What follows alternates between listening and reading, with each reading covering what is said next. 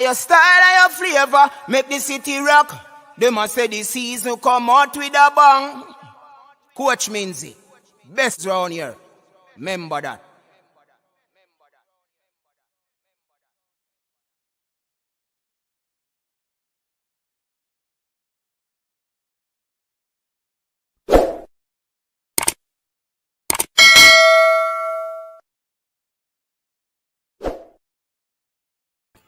All right, everyone, welcome back to the Coach's Desk. I'm your host, Coach Minzy, and we're here to have a review or recap of the J3's PUMA National Junior and Senior Championships that took place just last weekend. And we have our guest who we did the preview with. He will be joining us as well so that we can go quickly through a breakdown of some of the events. He can't belong this in this video, so I'm just gonna go through as quickly as possible with him. Also, welcome to everyone that is here. Please remember the golden rule is to touch that like button. Yes, it is important that you touch the like button. Welcome to the persons on Facebook. And definitely, we appreciate you for being here. So big up again, people. I'm just going to go right ahead with it and get our guest on. Of course, you know, it's the track and field guru, the big man himself, Leighton Levy. Sir Levy, welcome again to the show. How you doing, everybody? How is everybody this week? I hope you enjoyed the championships last weekend. It was very good. I liked a lot of what happened last weekend, and even though I've seen some disappointment with the 400-meter times for the men, I think there's a lot of promise there looking ahead for the next couple of years. So, yeah, remember there's a World Championship in Budapest next year, and of course the Olympics in Paris in 2024. So there is ample opportunity for our 400 men to step to the plate, and of course get down to the 44s that I think a lot of Jamaicans expect from them. Of course, the thing that everybody's talking about is the 21.55 from Shericka Jackson in 0 wins. Yes, I know that's where exactly we wanted to start, you know. Yeah. Because we don't want to for you to ready to go and then we don't get an opportunity to touch that. Trust me. So Yeah, man. Shericka Jackson on the double, not only the 21.55, but Shericka Jackson on the double. Talk to us about that stupendous performance from her, according to me. Well, let me start with the 200 because I think that was the one that I think got everybody excited because, as you know, the world record is 21.34 that was set by Flojo back in 1988. And then, of course, last year in Tokyo, Lane Thompson here ran 21.53, which is the second fastest time ever. So to have another Jamaican woman run, a time like that, which is ridiculous, because if you can remember back in 2015, Dr. Skippers ran 21.63 to beat Lane Thompson here at 21.66. And, that was quite exciting to see two women run that fast. Of course, Lane Thompson are coming close to Merlin at his 21.64 at the time. Last year, she eventually brushed past it and went all the way down to 21.53. So to see Shericka Jackson get to 21.55 now with, as I said, no aiding wind, the wind was completely 0.00, it makes you wonder whether or not the world record is under threat. I don't think it is, but I think she's going to go faster for the World Championships. I think she can probably get on to 21.4. But 21.34, I think, is maybe a year away because I think with Shericka, we all know how intensely talented she is.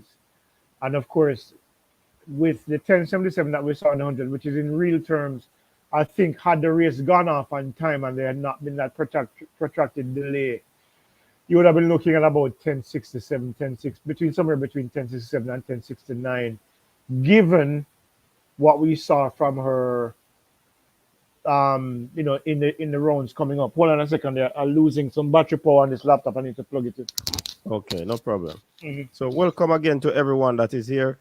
Big up to Fabian Gunner in the building. Big up to Dan Dino. Big up to Toffee Rudy, One Kino, big up yourself, Blade Yeah. Brown. So yeah, man, back with you now. So All right, so Sir so Levy is back. yeah.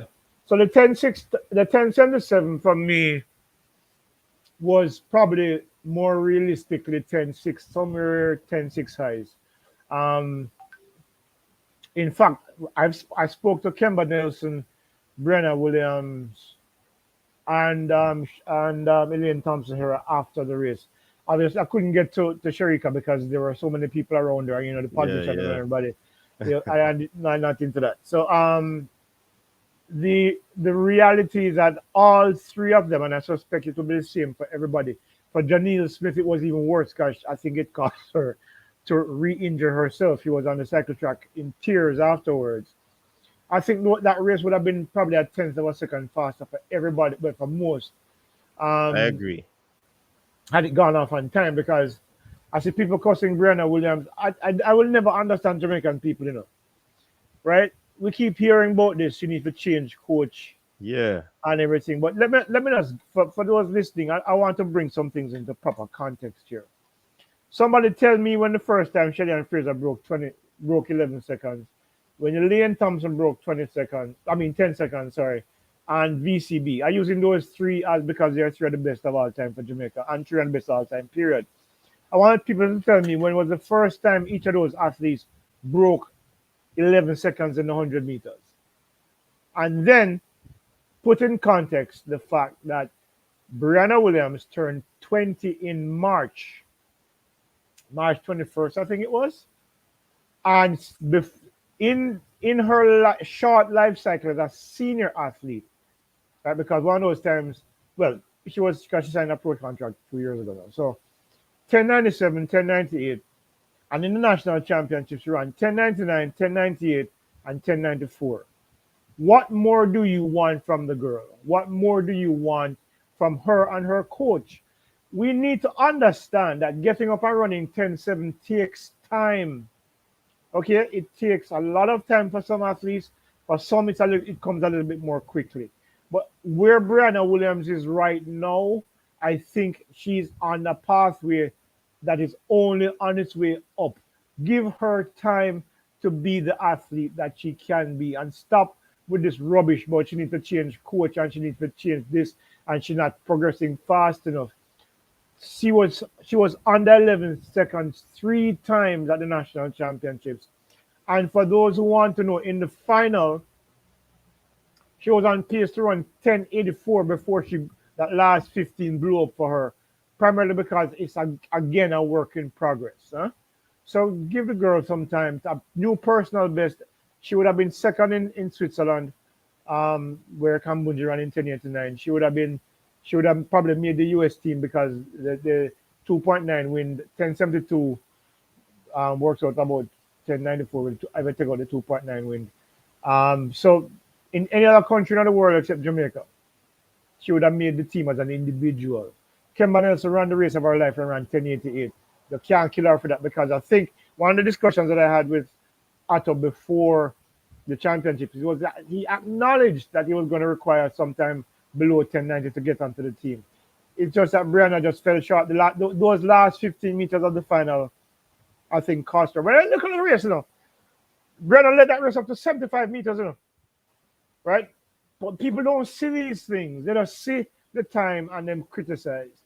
She was leading that race up to 75 meters before, and then Shericka caught her, and then she just lost her form. She just completely fell apart in the last 15 meters, and it cost her. 1094 is still a personal best. Huh?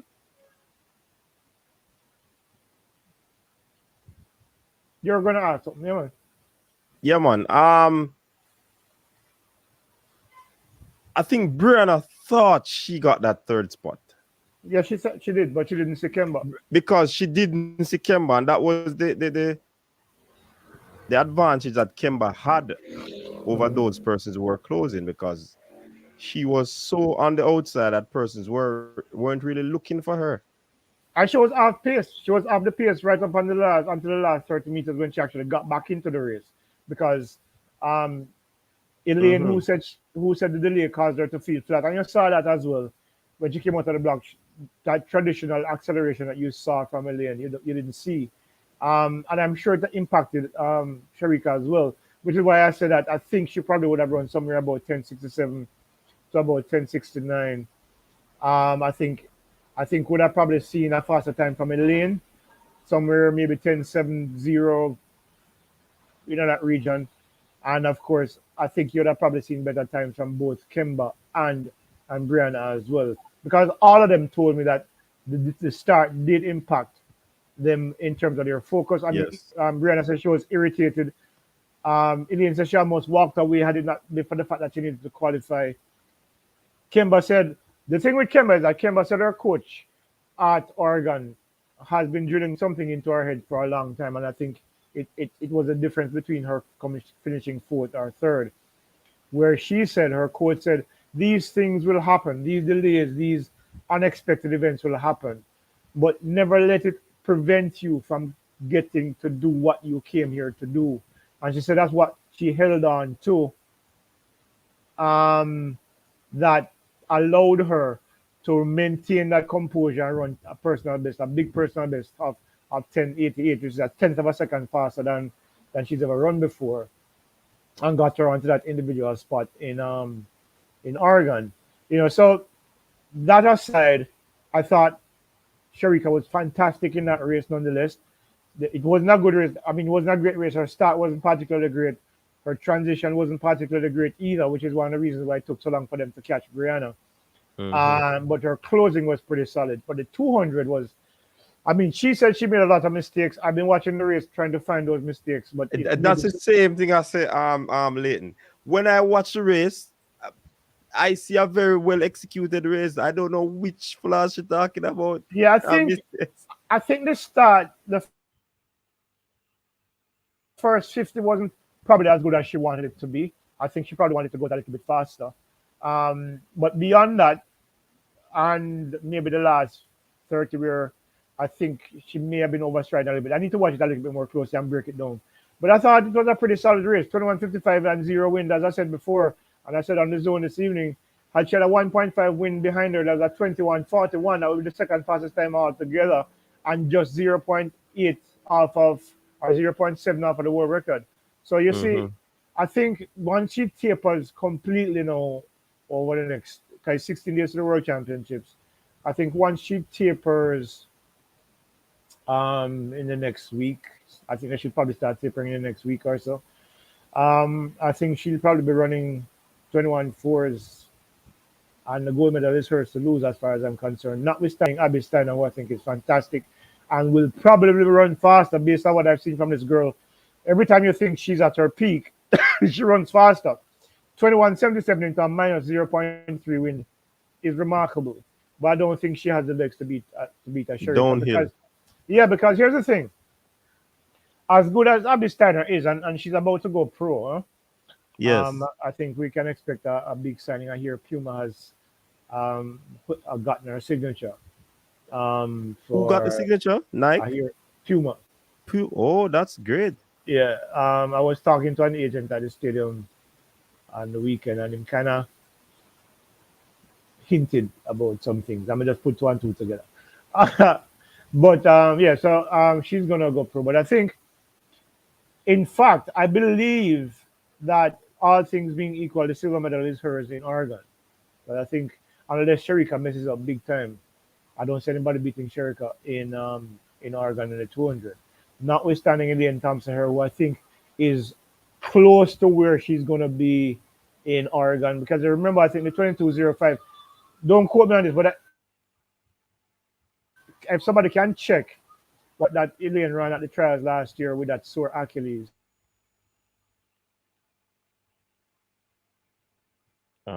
It was close to that. Seems as if he has frozen.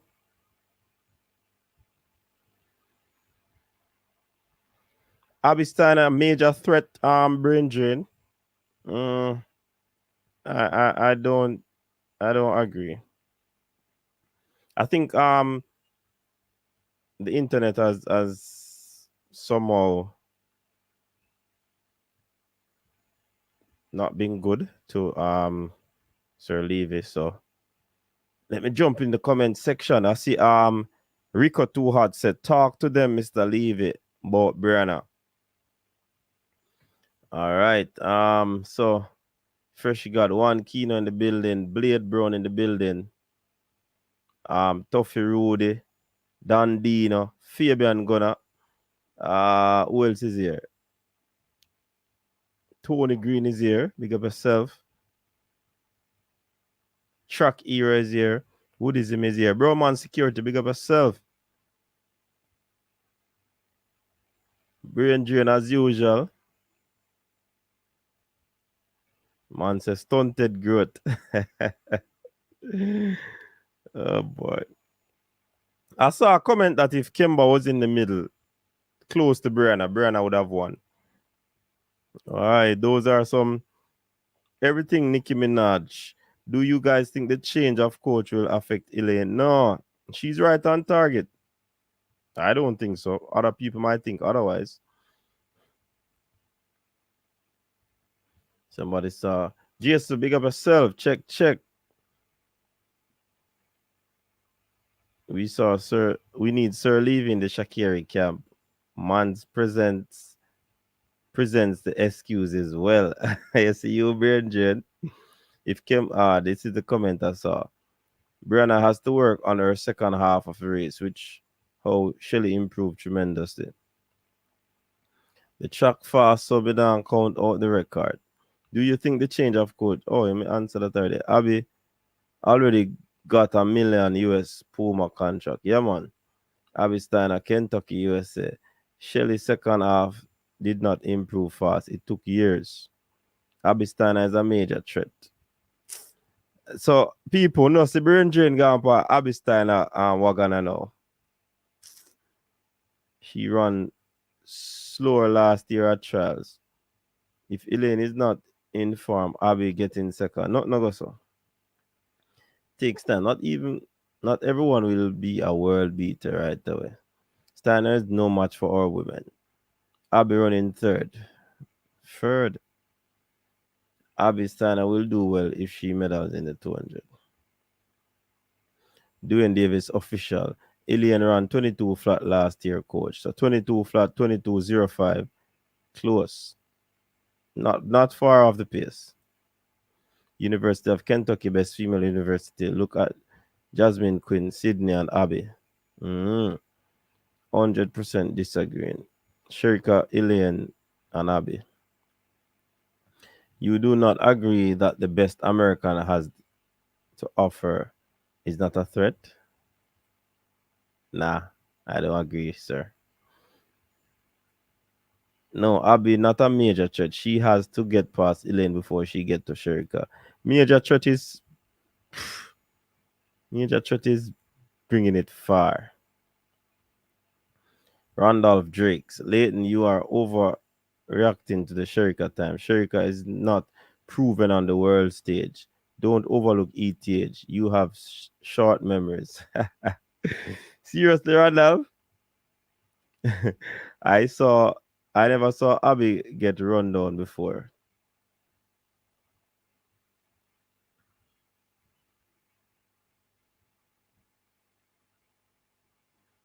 Just communicating with Leighton. Del Olivier. Good night, all. Elaine ran 22.02 in the finals last year. So one has said 22.00 and one has said 22.02. Which one are the correct one? Whichever case, she's not far off. I think we are too optimistic that we might see fast times and world record, fast track or not. If she runs a blistering curve, the battle for a goal will be interesting. Coach, ask Leighton what's his take on the women's and men's 100 meter in Oregon. Order as well. Yeah, man, when him come back.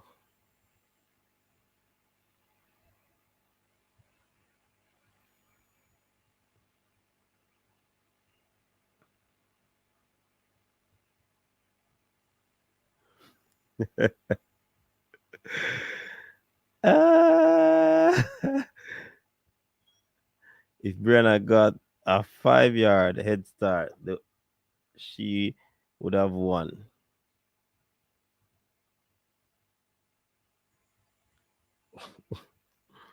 Bridget, coach, the men's side is really slim pickings to the point. Man, switch USA.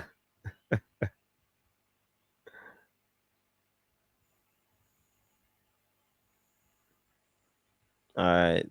Do you think Shericka can run down Abby if Abby comes off the curve leading? I'm glad we get to witness the third fastest one. Hey, keen up, me, I tell you, man. Wagons are meant to carry people. Why would we walk when the wagon is present? Only brain drain. Only brain drain.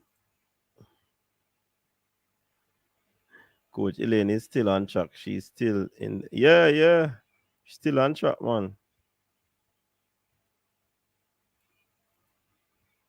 Coach, we need to pay some respect to Devon Allen. Run third after the service that Friday. Okay. Elaine is going to surprise us. Don't forget Aaron Knight in 1940 before being beaten by Noah Lyles. Abby is a good athlete, yes, but I think she's just next American overhype as Shakari. If Abby isn't burned out over the next 5 years and still doing good times, then we can talk.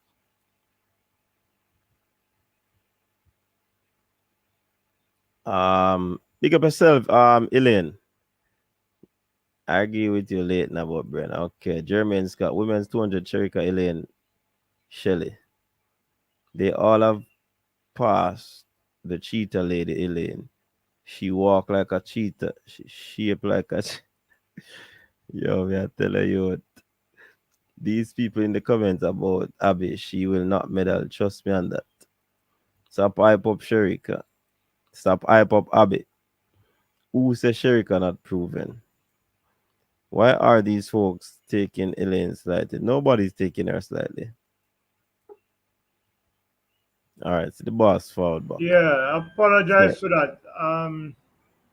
Something a while ago, and I don't know what crashed, but something did, and I got bounced yeah, off. Yeah, so sorry about that. Where was not a I? problem. You Yeah, were so talking about still on the 100. what I was saying is that the when you look at what she did in the tour with the 21, if it was a win, there's a 21 fall one. I said, yeah, because saying that I think Abby Steiner. Oh, we're talking about Elaine. Mm-hmm. She I think on track she was. I think it's 21 22:02 or 22 flat she ran last year. yeah, She so ran that's what she said. 22:05. So So around she 22 close. 0. So she's right there, huh? I Right. mean, she has 3 weeks this time as opposed to 5 weeks the last time out. So I think I think we'll see Elaine closer to where we saw her last year. I don't know if she's gonna get back to 21.5, but if she intends to win the gold medal in the 200, she's gonna have to get back there because based on what we saw from Shericka, it looks like she's even going to go faster than she did at the national championships. Mm-hmm. Shericka looks really strong. She's a lot faster. I remember they ran indoors to work on her early speed, 7:31 down to 7:04, Mm-hmm. and 21:55 is 0.26 faster than the 21:81 that she ran in Zurich last year, which is a PR up to Saturday. So you're looking at a situation where Shericka is a lot faster. She's made a massive, not massive, but she's taken a step forward that will put her in position to be, in my mind, certainly favored to win the 200. When you consider the fact also that 21:55 makes her number 4 all time now as the best female combination sprinter in history. Only Marianne Jones, Marita Cox, and Flojo have higher point standings than her. She's gone past Shawnee Miller into fourth. And of course, as you know, those three ladies that I just mentioned a while ago do have asterisks next to their names. So technically, for me, Shericka is the best combination sprinter in history. So, she's fantastic, and I think I mean, if you think she's fantastic, no, wait until next year when she's more Yeah, accustomed now to definitely. running these two distances more frequently. Sir Levy, look like your internet giving some issues, man. Is my internet? No, I don't know. I'm not seeing anything. I don't know what it is, but what something is going on. But I'm fine now. I mean, Yes, I am yes. up and everything, but I don't know what you're seeing from your side. Let us move on so we can go quickly. Mm. Um, the men's 100 meter and 200 meter. Johan Blake taking the 100 meter, surprising and shutting up the critics and the haters. Andrew Hudson taking the 200 meters over Johan Wow. Blake. All right. So Hudson ran the U.S. trials last year, and he changed his allegiance, or started the process of changing his allegiance to Jamaica because of his dad. You saw that in the semifinal when Blake ran up next to him and thing that he had more in the tank, huh? And I think he pulled that off in the final. I think he was well within himself when he ran that. It was 20.2. He and Blake 20.21. I think it was Blake's 20.20. Blake 20.31. Blake 20.31 tells me a lot that he should leave the 200 alone and just focus on the 100. Because as I Mm-hmm. told you last week, I thought Blake was going to break 10 seconds Mm-hmm. finally this season, and he did it right through the rounds and pulled off a very pleasant surprise, 985 in the final. It's the fastest time he's run since 2012. And I hope now that all of those people who were saying that he should retire and everything, um, now just shut up and just try to understand the sport. We're going to go through this one more time for the sake of those who might not know. In 2014 in Glasgow, Blake suffered the second of two serious hamstring injuries, where the hamstring, well, one of the hamstring, because the hamstring has three heads. One of the heads tore completely off the bone, which was fractured. When he went to the doctors, what they had to do, they had to trim the top of the muscle that was torn off and drill it back to the bone and wait for the muscle to graft back to the bone. That's a process that takes months. But even after that healing process starts, it's not strong enough yet to support the kind of explosiveness that is required from sprinters.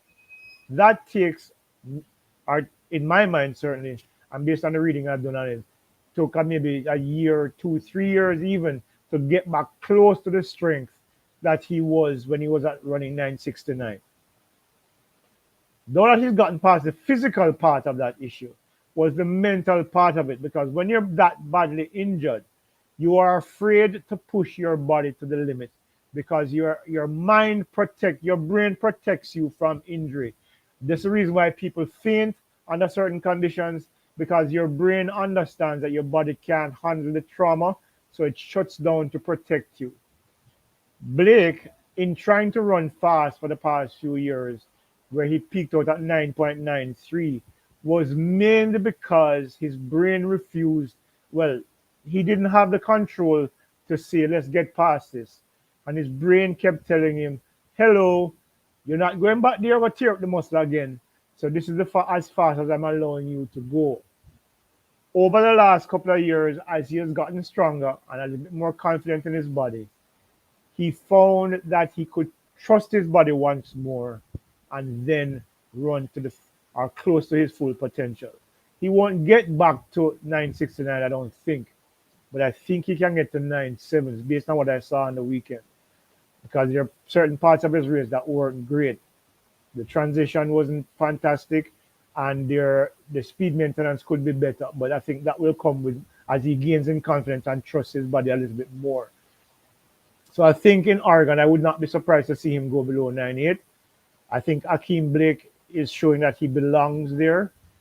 And Oblique Seville understands now, I believe, that you cannot make mistakes in major races. It will cost you. 988 is close to his personal best of 986, but I think he too will go faster. I saw Glenn Mills and he was smiling like a Cheshire cat because I think he's seen enough of young Oblique Seville to know that he will be in the mix in Oregon. Because here's the thing. Fred Curley, who I think is the prohibitive favorite to win the 100 in Oregon, 976 in the semifinals, 975, 977 in the finals. But Marvin Bracer ran a brand new personal best, 985 for second. Trevor Brummel, as I expected, will finish third. Trevor Brummel does not seem to be able to pull that race together when it matters most. He can run fast all season long, and then when it comes to the crunch, he finds a way to not produce that. So I think with Johan's experience and Oblique's talent and increasing confidence, I believe that he can get either of them, one of the two, could end up on the podium in Oregon, because I think they're at a level now where they're ready to compete against the rest of the world and do so with increasing confidence that they can match strides with the very best out there. So that's my take on the 100 and the 200.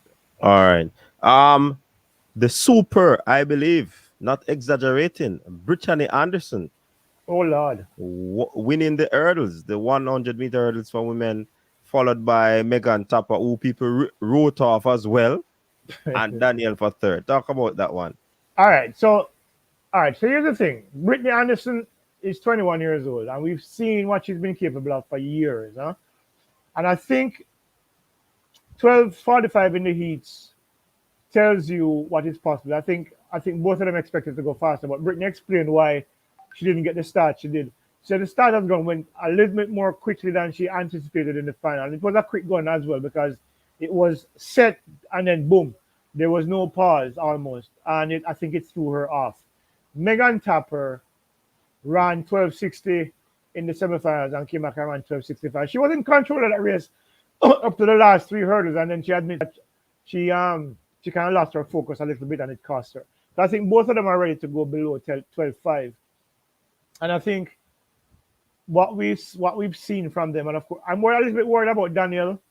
Daniel has gone 12:69, and that's pretty much where she's been, 12:66 here. So I don't know how much improvement she can make over the next 3 weeks. But if she doesn't, she's not going to medal in Oregon, because she's going to have to need to run somewhere in the region of 12:4s, given what we've seen from Alicia Anderson, her name is, and of course, Bram. Why I can't remember her name? No, the world record holder for the USA who won, and Kenny and Harrison. Yeah, Kendra Harrison, and of course Alia Armstrong. Those three ladies can run 12:3s like clockwork. So if Brittany is going to get there, and I think she can, the problem for me with Brittany is a couple of things that I noticed so far this year. Her start hasn't been as consistent as she needs it to be, and her finish. If you remember in Doha, and I think I'm trying to remember where the other race was, where she clipped the last hurdle, because in Doha, for example, she was leading Kendra Harrison comfortably, clipped the hurdle, and then stumbled to the line and ended up finishing third in 12:44. I think it was. It was windy, but the thing is that had it not been that clip at the last hurdle, she would have easily won that race, but ended up third, because Toby Amerson also got ahead of her, even though they shared the same time. So if Brittany can put those pieces together, and I think she admitted it afterwards when we spoke afterwards, that the start, if she gets the start right and she gets the finish right, I think she'll run 12:3s. And if she runs 12:3, she's definitely among the medals. For Megan, I said to her today that I think she has 12:4 in those legs, and we're waiting to see this season. And I think she has an opportunity now to correct those whatever issues she thinks she had at the national championships, and get into the final. I think she can run 12:4s. Whether or not that's good enough to get her a medal, we'll have to wait and see, because you have Jasmine Camacho Quinn, the three Americans, and of course our own Brittany Anderson to contend with. So she has a lot of hurdles to get through, in addition to the 10 that she has to clear on the track. So, but she's going to have to run a personal best to even think about getting on a medal. But I think she's capable, because we've seen her do this at the very highest level at the Olympics. So I think, and I know, with the stretch of the fans and the tension, that comes with the Olympics, I think we've seen where Megan handles those circumstances very well. And if anybody falters, who knows? She might end up back on the podium again. I believe that she's capable, and I would not doubt, I would not be surprised if she ends up on the podium. On the men's side, of course, Hansel was great. I'm very pleased to see Orlando Bennett finally come to come to the party, and of course Rashid Broadbell, who I think had it not Finally. been, yeah man, had it not been for the injury that he picked up just before the trials last year, would have been in Tokyo. And now he's here. Told me earlier this year that he's been paying close attention to some of the smaller details like proper nutrition, going to bed earlier, putting in extra strength work. And 1320 tells you that he's on his way to becoming, or possibly even ending up on the podium in Oregon, because as good as the Americans are, and we see Devon Allen, 1284, third for fastest all time, but he hasn't run that time since. But when it comes down to the crunches, who can keep them composure together? And Hansel has proven that time and time again. And I think Rashid Brasbell has that kind of arrogance as a competitor to be able to do that. So who knows? Maybe 2 medals again. We don't know. But just for him to get to the final, for me, would be a victory for Rashid Broadbell, because I think he's our future, because Omar McLeod certainly has lost it in terms of his own confidence. He's a talented hurdler, Olympic champion, world indoor champion, but for the last 3 years, since 2019, he's been a shadow of the athlete that we've come to expect. And we saw it again. Is that the last of him? I don't think so. I think if he can pull together the athlete that we all know he is, I think he can make a return. He's 28 years old now.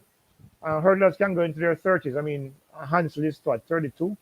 I think Omar just needs to. He's with Petros now in Florida. I think he needs to settle down with one coach. I mean, he's changed 4 coaches over the last 5 years, and I think that also played a role in the breakdown in his technique. Because you keep bouncing from one coach to the next. After a while, you're not quite sure where you are in terms of your technique. I thought also his preparation though, Leighton. He looks weak because he kept collapsing over the hurdle. Yeah, it's a flaw that has developed. I saw it first in 2019, but it's becoming more frequent now. Where after he gets over the first hurdle, he tends to land on his heel, and the forward momentum, he loses all the forward momentum, and then if he's in a race with equality, he's not going to come back. And we saw that. The thing is, I don't know what it is about. Maybe he underestimates Jamaica's talent, but when you look at the talent pool that's there, Michael O'Hara, Orlando Bennett, Dejour Russell, those are the up and comers. Ronald Levy's out because he did surgery and he's out for the rest of the season. But you still have Broadbell and you still have Parchment. This is as deep a talent pool as even the Americans in terms of the quality that's out there. So if you come there, you're not prepared to remain focused. He said that the death of his cousin impacted him. And look, I'm not even going to question that, because I know what it's like to lose a relative, and I'm not going to try to I think that allowed him not to train. That I think he missed a lot of training. Look, somewhere along the line. Well, I don't know. The thing is, remember, he pulled out. He was running well. Remember, he ran out a meet with Hansel and came second, 13-1-7. And then he pulled out at the last meet before he came to trials, because he said his cousin had died, and there were some other personal issues that he had to contend with, which he said made him not still didn't look good to me in that. He didn't look good at all. He looked terrible in the semifinals. Yeah. He managed to recover because there wasn't the semifinals wasn't that particular semifinal was done that deep, and he managed to end up winning that heat, recovering mid race. But in the final, when all the quality was around him, he tends to tighten up. He got to the hurdle first, got over the first hurdle, and then went backwards, and then boom. 13:54 tells you how bad that race ended for him. Orlando Bennett was 13:28, so he was well behind third place. So but look, I think he needs, from me personally, if he's to listen to me, because he stopped talking to me for a few years now. I don't know why. Still waiting to try to find out what it is, but it doesn't really matter one really. I don't really care. The thing is, I would suggest that he find a good sports therapist, sit with them for a while, spend some money and figure out what's going on in his mind, concentrate on, from a physical standpoint, work with Coach Petros, Cipriano, and work on his technique and tighten up his technique and clean up his the technique that saw him run 1290 and become world and Olympic champion and world indoor champion. Um, Omar McLeod is not like he's 45 years old. He's 28 years old. He has many years of quality hurdling ahead of him, and he just needs to refocus, recenter himself, get the help that he needs, and he will be a force to reckon with. Because you can imagine, Jamaica has its last two Olympic champions, it has the Parchment and Omar McLeod. Omar McLeod is a shadow of the athlete that won the Olympic title in 2016. But imagine if he and Hansel and Broadbell or Bennett or Levy go into a championship. That's as strong as any team can produce. And I think he just needs to refocus and find himself, find the Omar McLeod that was world Olympic champion. I think he'll be good. And where he got the name Mr. Smooth. Yeah, I mean, this kid is too talented. He just needs to get back on track. It's unfortunate. Was Orlando Bennett a surprise? No, it wasn't a surprise. Orlando Bennett has been making constant progress. And we saw him in 2019. We saw him in 2020 at the 2021 at the Olympic Games.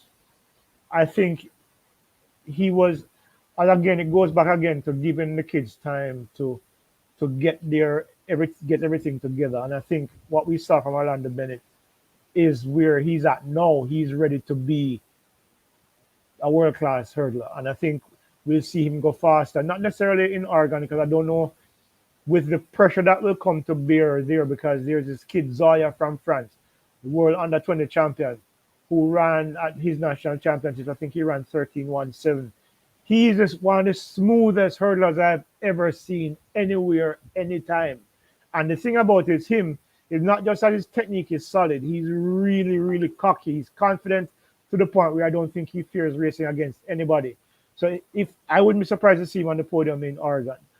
So we have to, Orlando and Rashid have to be cognizant of who they're going up against and just focus on their lane and what they need to do in their lane and hope for the best, because there's a lot of talent around that's coming for Devon Allen. I don't know. Did Galloway run? No, Galloway never ran at the US trials. I don't remember him running on the US trials because he's defending champion, isn't he? Yes. So he didn't need to run. But he's looked shaky this year. Devon Allen destroyed him when he ran at 12.84. So I know maybe he's vulnerable. So who knows? The thing about it, that's one of the races that I'm looking forward to at the World Championships, because I think the talent pool is crazy. There are a couple of young kids from Spain. There is Zoya. There is Zoya from France. Yeah, man, he is very good. Really good. Yeah, man, really good. I mean, if you look at how easy he did. I mean, look, Vassiana gave him a good battle. Vassiana hit a couple of hurdles in the World Under 20 Championship in Kenya. But even if he didn't, he would not beat that kid. So I remember he said he ran the world record there, World Under 20 record, and I think we're going to see some exciting runs from him in the future, because I think he is that kind of athlete that you see where, as long as he stays healthy and he stays focused, he's going to be hard to beat. Yeah, man, sure. All right, Goulds lost to Gordon Powell, 800 meters, and Navaski. What we would have expected a win in on the men's side. Navaski won. I think for him, he did what he needed to do to win. There was also the concern that I heard from him and also a number of 800-meter runners. They should have suspended the meet when the rain was falling, because running in lane one, the complaint I hear, the spikes got heavy. Some people were running on the side of their feet because the water in the spikes made their spikes a lot heavier, and it made it very difficult to run. And Natalia got that from Natalia, from Chris and Gordon. She was upset. I think she'll be a little bit happier now, because I think she'll be invited, because her 1:59.52 is just 0.2 outside of the qualifying standard, and her time is 27th in the best in the world this year. So I think when you take out the Americans who have run faster, and just leaving the three that have qualified, I think she moves higher up in the ranking, and I think she'll be selected. I think it's tomorrow that the J3 is releasing the list of the athletes who are selected. I think her name should be on it, because I think where her ranking is, I think she'll be in the team, and I think she'll be pleased that she's in because she was so upset that they had to run. There's a part of the track where it was like they were running in a river, just at the top of the straightaway, come down the home stretch. The heavy, heavy water in there. And that's why Agul had a similar complaint. She said, must tell them, so must not, they make them do that again because her spikes were increasingly heavy as well. But to be fair, Natalia hasn't been particularly convincing all year either. So the loss was a bit of a surprise, but not a major surprise. Because I don't think she's been at her best this season. But we'll see what happens in Oregon. Huh? All right. Tajay Gill, injury concern. I know that they have started rehab already, treatment. Yeah. What are your thoughts on him recovering in the next 3 weeks? Well, they Defending said his title. the initial report said that they're confident that he'll be fit in time. My concern is that for the last 2 years, Tajay has had this knee issue, and I think it's affecting two things: his approach, his explosiveness off of the board, and his landing. Because even in the jumps that he remember, he jarred his knee. I mean, I was on the cycle track. I think you were there too, right? I think you were close by. I think if you saw how he jarred his knee, I felt it in my knee. That's how painful it looked. And of course, the fact that he couldn't get up was instructive. But if you look at this competition over the last couple of years and earlier this season and you will see that he's afraid of landing. It looks to me that I could be completely wrong here, but it looks like he's afraid of landing, and because of that uncertainty, he keeps pushing one leg down first, which throws him off balance, and then he jars the knee when he lands because he's not landing and pulling his buttocks up to his knees and then cushioning the landing. And I think it's affecting him mentally, and it's affecting his ability to jump far. So I'm hoping that if he recovers, that he'll be able to be competitive because we all know the talent that he has. We saw that in 2019. It wasn't a fluke. But I worry about his mental space with that injury, that knee injury that he has. So let's hope that he and Wayne Pinnock can go there and give a good account of themselves. Pinnock, I hear that they had a change of coach at Tennessee, but he he wasn't as good as last year. Sorry. And Kerry McLeod, I hear, has some Achilles issue that has affected him all season. So I guess that's one of the reasons why he wasn't there. But let's hope that Tajay can recover, and that Wayne can give a good account of himself in Oregon. All right. On the junior side, Tina Clayton with that massive 10.96 sub 11. Brother, I was standing on the side of the track when she ran the time. And I cannot repeat the words that I said there then. No, I can't repeat them now. Because I don't know what StreamYard has in terms of their use of profanity. But all I could say, when I saw her separate from Serena Cole, who for me, I tell people all the time, Serena Cole is a monster athlete. And look, we talk about Shericka Hill, we talk about the Clayton twins, we talk about Brenna Liston, but don't overlook Serena Cole. But going back to Tina Clayton, when I saw that girl separate herself at about 75, and I'm like, yo, she got broke 11 seconds, but I wasn't sure. And then I saw her, because, Tia on the other side was behind both she and Serena. So I usually use that to kind of guide where they're going to end up. And when I see the clock stop at 10:97, a stream, as the Pointer Sisters say, a stream of absurdities came out of my mouth. Because I'm like, yo. And then I loaded to 10:96. That girl is going to be something special. And I'm telling you. Hey, Leighton, sorry there. It's when the 1096 come up on the board, everybody excited, Me, I But tell when you, it was rounded down. Yeah, man. At that time, Yeah, because she broke Brianna's 1097 junior record. And let me tell you something, man. When if you're a fan of track and field, these are the things that you like to see. Right? Wherein the reality of what these girls are capable of. because I believe Tia can be as fast, and I think Shericka Hill, you've seen Shericka Hill's talent in the hurdles. 12:98 after running 12:71 at champs. Let me tell you something, man. The woman them in the next 2 to 3 years, we're gonna have talent to stone dog because these girls coming But up. some people are get left. Of course, obviously some people are gonna get left, but the thing is who? Because Yeah. look at what we have as people under 25. Okay, Kevona Davis, Brianna Williams, the Clayton twins, Serena Cole, Shericka Hill, the girl, what's her name, Ashley from yeah, Alana Reed. Let me tell you something. We can in a 2024 in a Paris, you can probably put 2 4x1 team on the track and come first and second. Because that's how good these kids gonna. I think there can be in 2 or 3 years time. But we need to give them time. But the 1096 was a jaw-dropping experience. I think it was the 5th fastest time ever run by an under 20 woman. I think Tamara Clark in the United States has run 1091 this year. But still, Brianna, I mean not Brianna, Tina Clayton, sorry, is a phenomenal sprinter, and she's gonna only get better. And it's scary to see what she's gonna do in 3 years' time when she gets. Remember, because she turns 18 in August, right? She turns 18. Her sister turned 18 in August.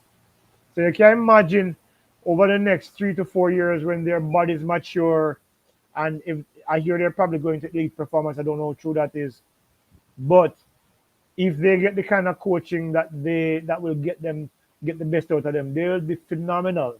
Because if that's the case, trials 2024 is going to be off the chain, because by then they'll be 19 each, and they'll be going up against Kemba Nelson, Kevona, Brianna, Shericka, Shelly, Elaine. How do you pick a relay squad out of that? It's going to be who can bring their A games. It's going to be incredible. I think it's going to be like back in 2009 when we had 12 guys on a 10-9 or 10 under 11 second, under 10 seconds, sorry.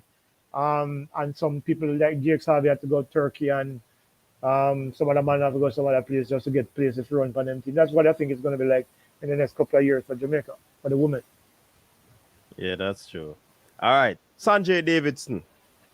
The big, tall, lengthy. No, man, me know you're talking about. You never said more about Sanjay Davidson. Yeah, man, get the double.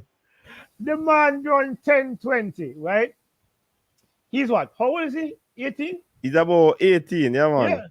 10:20, and then him come back and bounce the last 60 meters at the 200 and win comfortably at 20.8, I think it was. Let me tell you something, man. If Glenn Mills get him hands on the youth, but I hear working out with a particular coach, Who am I working? Nothing me assembly with. I'm not Titans in there. No, well, the elite club, man. Oh yeah. The journalist I'm working, yeah. Along with Sachin Dennis on the Monday. Yeah. Good youth. But you can see in a Bouaji here, Mills one Bouaji, in Kume. And it is gonna be the talent is coming. I was worried that it would probably take about 10 years for us to see another great crop of male sprinters, but I'm glad to be wrong, because I think we're seeing the first signs of some true talent coming through finally. And I hope that they stay focused, and I hope that they don't get distracted by contracts and all the talk of contracts and everything, and just focus on preparation. And I hope John Public gives them the time to develop into the athletes that they can become. If they, we don't need the unnecessary, already a lot of pressure to perform. We don't need the extra pressure. Just give them time to perform, and give them time to be, to develop into the talent that they can be, and they'll be fantastic. I almost have to go soon. So here's the thing. I have to talk about Shelly 1070. Mm-hmm. Because a lot of people were asking me, why is it that she didn't run the semifinals? Huh? Shelly has the bye as the defending champion, so she didn't need to run. But having started the competition in the whenever on the Wildcat wanted her to do a little run out and probably test some things, and the flash time was 10:69, so she almost ran 10:6 3 times in a row.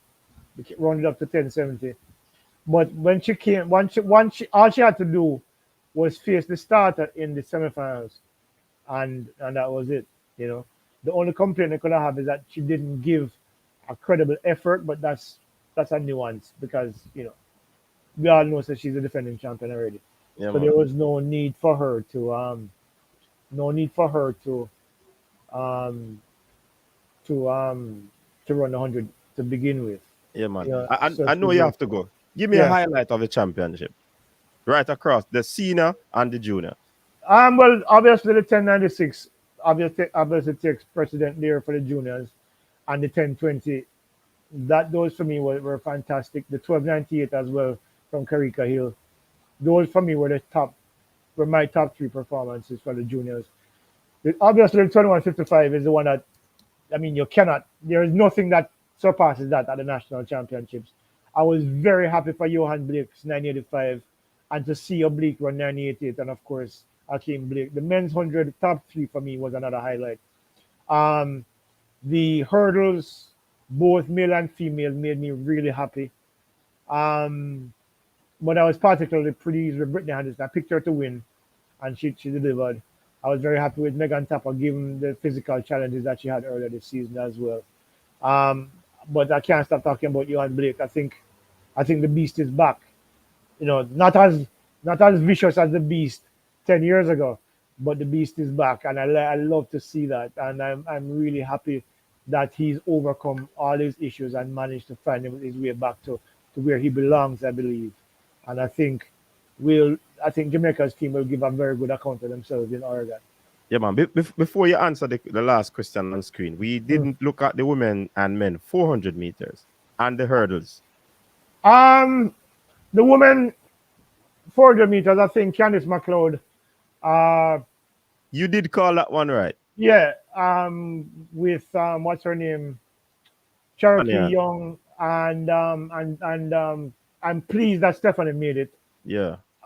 So not really surprised about that. I was worried about whether or not she would have been able to overcome some of the challenges that she faced earlier this season, and she found a way to do it. Stacey and Williams fourth gives us a strong squad for the 4x4. I wish that girl would be a bit more friendly with the media. I don't know why she's so afraid of talking to the media, but hey, yeah, don't worry about it. The 400-meter hurdles for women, I'm so sorry for Antoinette because Antoinette was going to run 52, but she fell. But I think Jellyfish 53.6 and Rochelle and Cheyenne Salmon will give a good account of themselves. I don't think they're going to medal, but I think they'll be in the finals, and I think they'll give a good account of themselves. The 400-meter hurdles for men, I mean, Mawat and Jahil were kind of who I expected to be through there, but it's hard to look. I need to see one of them run 47. 48 for me don't cut it anymore. I know they're running. I know they're giving their best, huh? But 47 is where I think you need to be competitive because I don't think 48 is competitive anymore. Not anymore. Season So opener those. And yeah, persons are surpassing yeah, those in season yeah, openers. you run them in a training when you just start and thing. I see. So I hope that both of them can improve over the next couple of seasons where we can see them get down to 47s and be competitive. But I'm kind of indifferent to that because I just don't see where we're at the level yet. We're not at that elite level that would make us like a Winthrop Graham or Danny McFarlane, who can go down and be competitive. Which other event you mentioned? The 400-meter hurdles, men and women. Yeah, I think yeah. But the women, I think the 400-meter women, I think one of our girls will medal. And I think the 4x4 women will get the silver medal because I don't think anybody can beat the Americans. Yeah. But I think I think we'll send a strong team to Oregon this summer. Finally, on screen. Can you share? Shakari, listen, Shakari didn't do the work early in the season, and she paid the price. Um, all the gallivanting and the distractions with Janique Brown and everything, she neglected to put in the work that she needed to put in. So the inconsistency that you saw, the fact that she bounced out of the first round, was a bit of a surprise to me because I expected her to get to the final at least, but she didn't get there. And once she didn't get there, I knew the 200 was impossible because she wasn't going to beat any of the people in the finals, including a semi-injured Gabby Thomas. Remember we spoke about that. She picked up an injury a couple of weeks ago and pulled out of the meet. But it was a grade 2 hamstring tear, and of course, she couldn't recover in time. But there was no way she was beating Abby Steiner. There was no way she was beating any other Americans in the top five. 22:47 right now could not cut it for Shakari. So I think what happened with her is that she paid the price for gallivanting and distractions and personal issues in the early part of the season, and she paid the price now for it. And her future is up in the air because I don't know. I think she has 1 year left on that Nike contract that was signed in 2019. Whether or not Nike will continue with her depends a lot on what she does next year um, for the World Championship in Budapest and what she'll do in the season leading up to Budapest. Because if she doesn't, she's going to be another of those athletes who came and went without making any noise whatsoever, except on social media. All right, well said, Sir Levy. We know you have to go. Not gonna Yep. keep it any longer. Thanks again for taking the time out to be here on the coach's desk and sharing your track and field knowledge. Yeah, man. Thanks. Respect It's your my mother. pleasure. I just have pity I couldn't stay longer tonight, but Yes. I have some other responsibilities I Yeah, have to deal man. with tonight, so I got to go. But I hope you enjoyed it, and of course, keep supporting our athletes and wishing them the best. Support them in Oregon.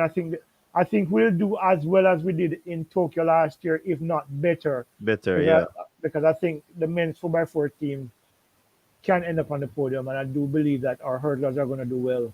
The sprint hurdlers, that is, for men. I think who knows, maybe 2 medals again. That's possible, but I think Hansel is probably the most likely one to get on the podium in Oregon. But I think the team will do well. I think a lot of them will get to the finals, and I think they'll give the women, the female 400-meter hurdles will give a very good account for themselves.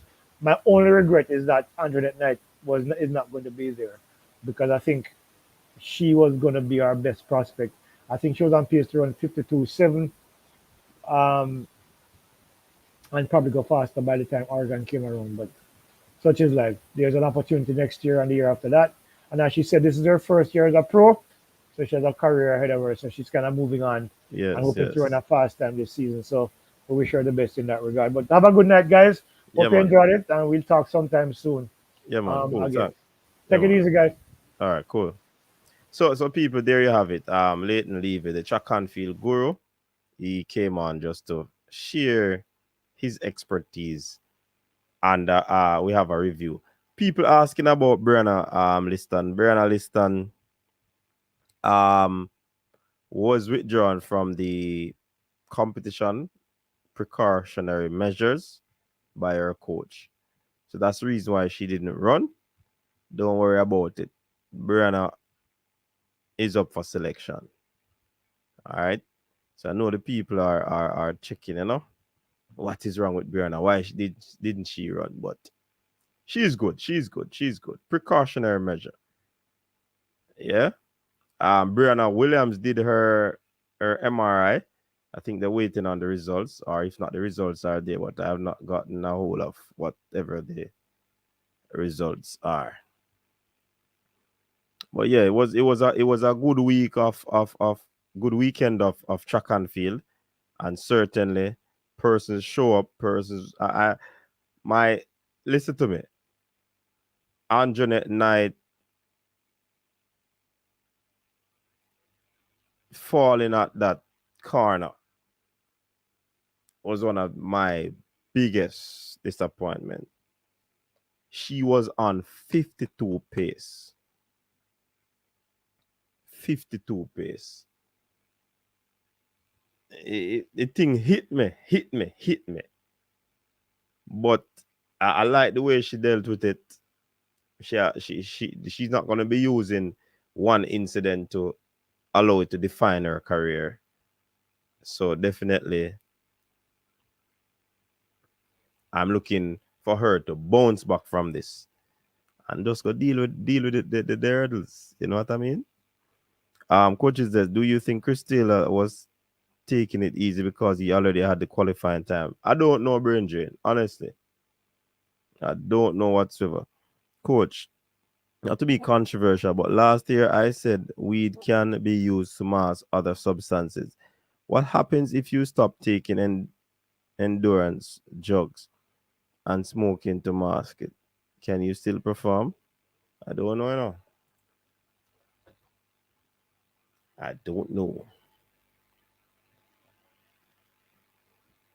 Is it the Hayward field track? Yeah, man, that me as a downhill track, man. Yes, unknown. I'm saying it's downhill. And it's way higher than the national stadium. So these 21.5 that we running in the stadium, if we go up on that, yeah. Where's the brain drain? It's still a bit controversial. Toughy Roadie, you know, man, that's a star.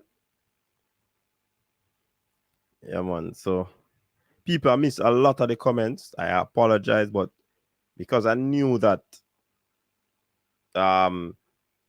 Sir Levy was going to leave, I wanted him to get the opportunity to do whatever, say whatever he had to say, because we know that he was going to be, you know. So forgive me.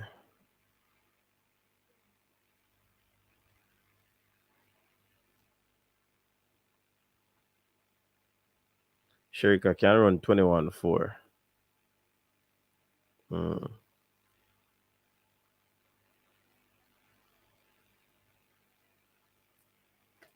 Brain drain catching at straws. You see it, Fabian? Fabian, may I drop the link here? If you want, come on. Come on, come chat for the next 50 minutes. Drop the link, people. We also have a call-in number, people. If you want to call in and share your point of view, it's running at the bottom of the screen. The number 1-876-474-3538. That's the WhatsApp number for you to call. So yeah, we have everything over here for you, man. You can call in and let your voice be heard on particular topic, or whichever athlete you want to talk about.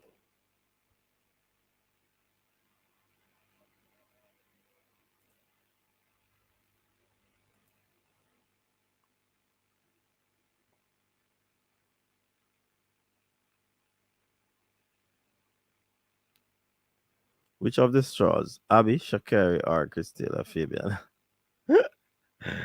Why brain drain? Brain drain.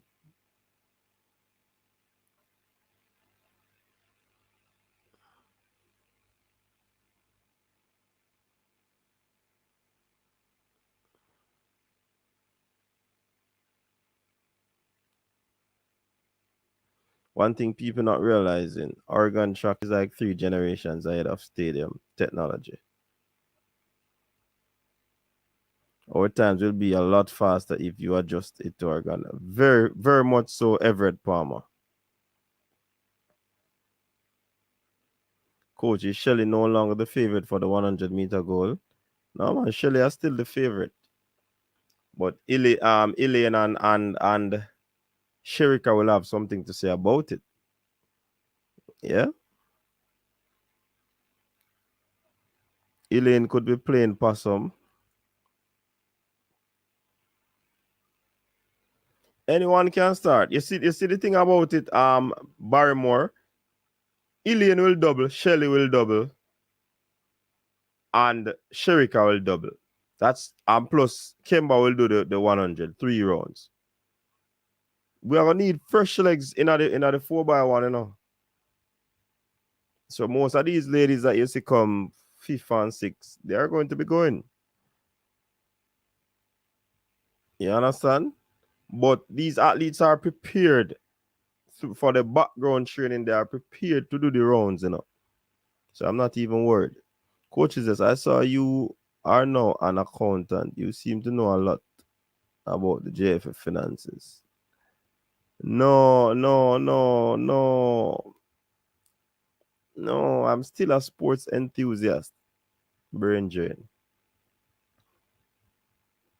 You see me, I say, man, I know accounts, but just no info, you see me?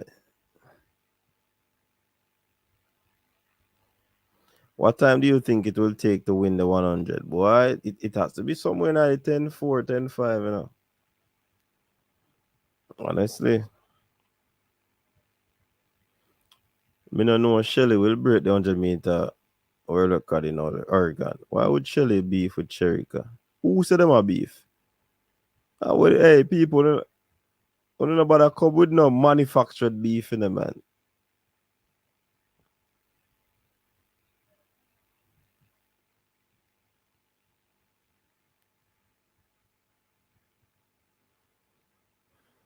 That's a might, MPEC. She has not made that decision yet. So when we see the team drop, we're going to know what that is about.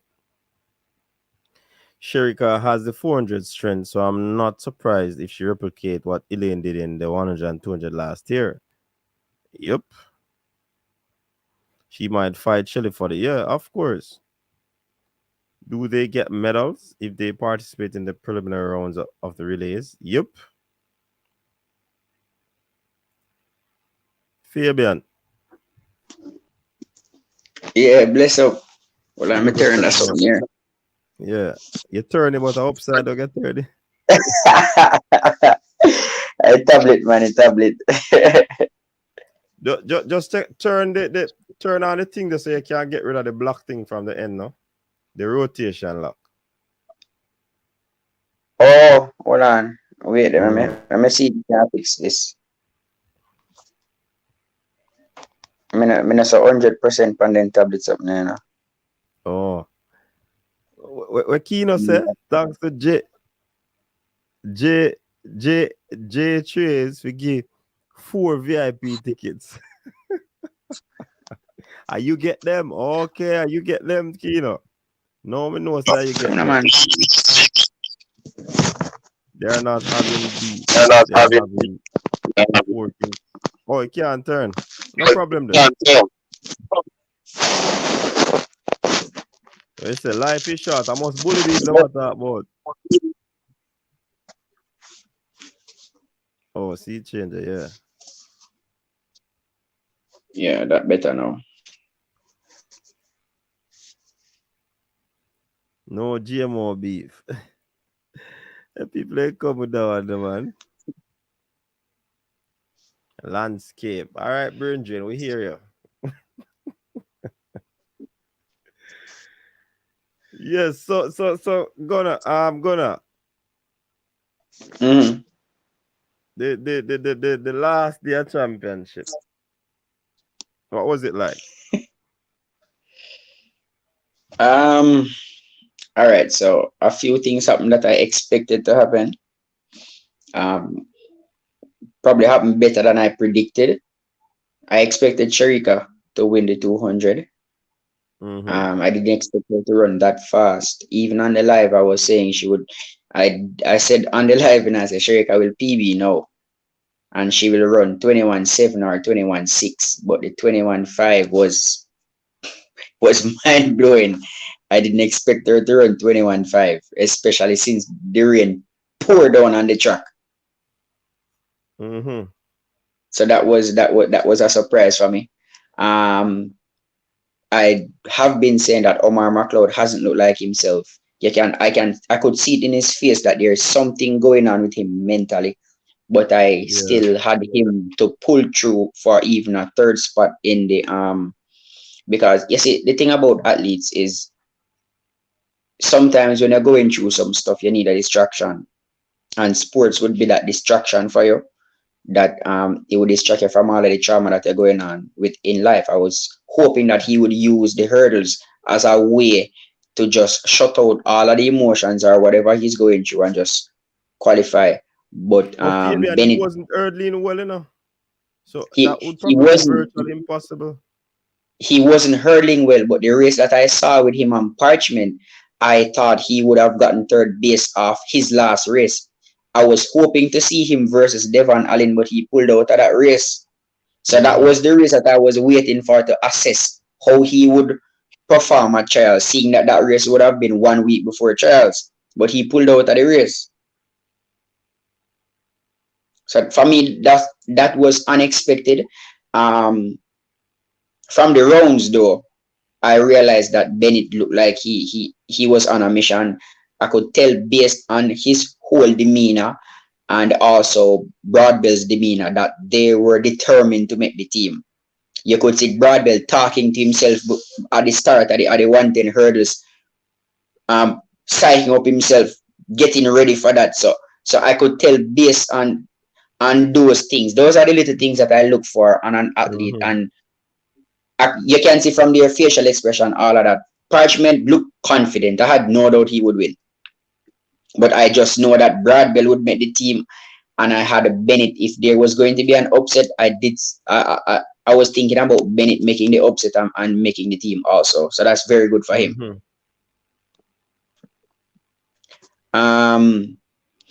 Shelly now. Oh my God.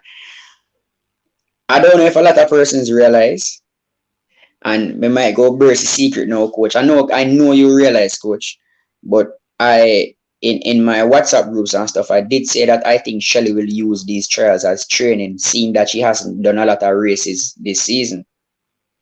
And I think that's exactly what Shelly came to the trials and did. She was training. So those times, I think it's really her training and preparing for world championships. So that 22:14 that she ran in the 200 meters, she will go considerably faster in Eugene. And I'm not even talking about the fact that the track is a much faster track. I just hope that on that day, because I think Shericka can break that 200-meter record. I rewatched Shericka race about 5 times, and I've said it to you also. Shericka looks dangerous. Even in the 100 meters, Shericka looks dangerous. Shericka and Shelly came off the corner neck and neck.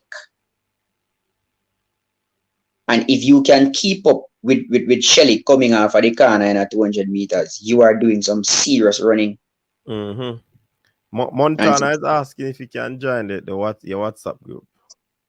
My WhatsApp, no, it's not it's just a WhatsApp group that I'm in that we discuss sports in. It mainly schoolboy football we discuss in that group, but we talk about a lot of other stuff here and there. But it's not a WhatsApp group specifically for that. But I still have something special for them. Me go talk to you about that half year. Yeah, man. Can't talk to you about that half year. Yeah, man. So for those asking, me have something special for them. But other than that, I think this year also, doing my research, I think our 400-meter females have a real shot at World Champs this year. I don't see anybody. What is a real shot? Medaling? A real shot at medaling or even winning. This season, there's only one person that has gone sub 50 this season, you know. Only one person has gone sub 50 this season in the 400-meter women. I don't know if I realize that, you know, coach. But all our females, all the females are in and around that low 50 mark. So it can come down to a scrambler who wants it more. So I think it's the first year, I think, at World Championships where the Americans are not overly dominant. They are dominant, but they are within touching distance. So I think it's a big opportunity for one of our females to upset the Americans and grab that gold medal. Candice looks brilliant. And I said it before, I think Candice running for herself and Shericka. Candice looks brilliant. I think she's running for herself and Shericka in that 400 meters. Let me see. I think I covered everything as it relates to what surprised me and the what I'm looking forward to from the last day and all of that. You know my concerns about Christiel already. You know what I think about Christiel. You know what I think he should be running. Yeah. already. I don't want to go back into that right now. But our 400 men, I don't see any of our 400 men if even making it to the finals. That is how that the 400 meter this year is so hot. The 200 meters, I share the same sentiments. You and Blake should just focus on the 100. Mm-hmm. Can you put You a should pin just in it focus there? on the 100. Can you If put what? a pin in it there? You can put Fabian. Give thanks. Yeah. Right, King. Yeah, right. Yeah, man, I'm good. I'm good. I'm just checking. Welcome, Rich Poor. Respect, CD. Respect, viewers and subscribers. Good to be in the house. I need to put a pin in it right there. CD, I noticed that you've been doing up your You've not pulled up Fabian. With all due respect, you've not pulled up Fabian, who is very learned when it comes to his track and field, when he has made the schoolboy howler. He has gone out on a limb and has been on the verge, and I will say it for you. He's speaking foolishness. The women's 4x400 meters Jamaican female team, a likely gold medal shot. And then you let him go on after that by mentioning Mr. Chris Taylor's name. No, what on a Rich Poor? All right, yeah, man. He Deal with wasn't that. talking about the I wasn't talking about the relay. and the relay I'm saying about. What him say? And the What him flat say? 400 him attack. The flat foot. What, for women? Yeah. Hold on, let me get this right. What relay were you referring to? A relay, Captain Fabian? No, flat four. Flat 400. Flat four. Flat four. Yes. Okay, well, hold on there. What you say? Who's the shot for gold in the flat four? You see he's distracted. What is the flat? No, I'm asking from a laptop, because I was on World Athletics just now, and I come with facts, So I pull up my laptop, I turn on my laptop to give you the facts, because I don't want to make no mistake. All right. So I said the Americans are the favorites. However, they are not overly performing better than anybody right now. There's only one female in the 400 meters that has gone sub 50 this season. And that's Paulinho. Go ahead.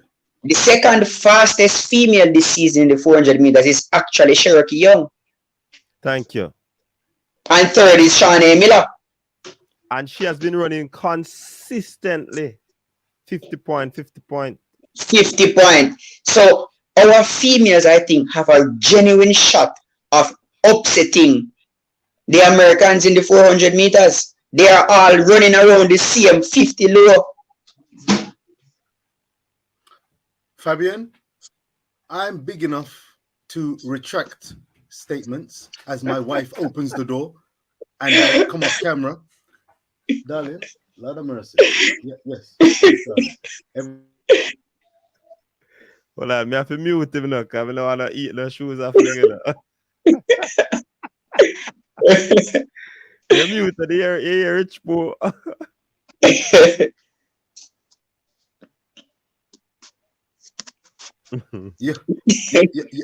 You always get my temperature up. The brain drain.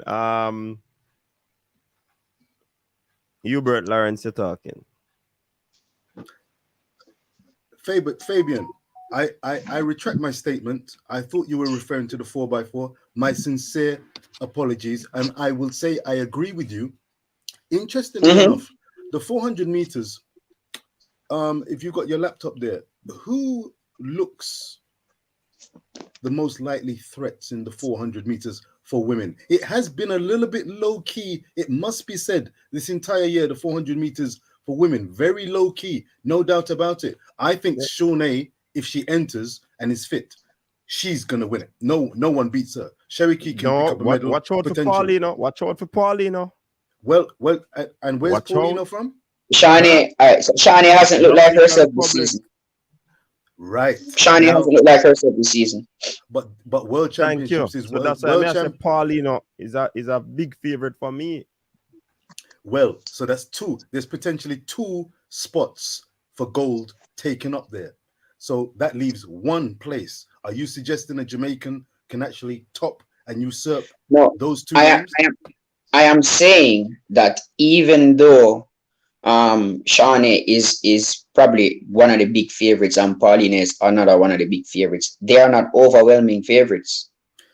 They are within touching distance, and a 400 meter is not like a 100-meter race where the fastest person will win.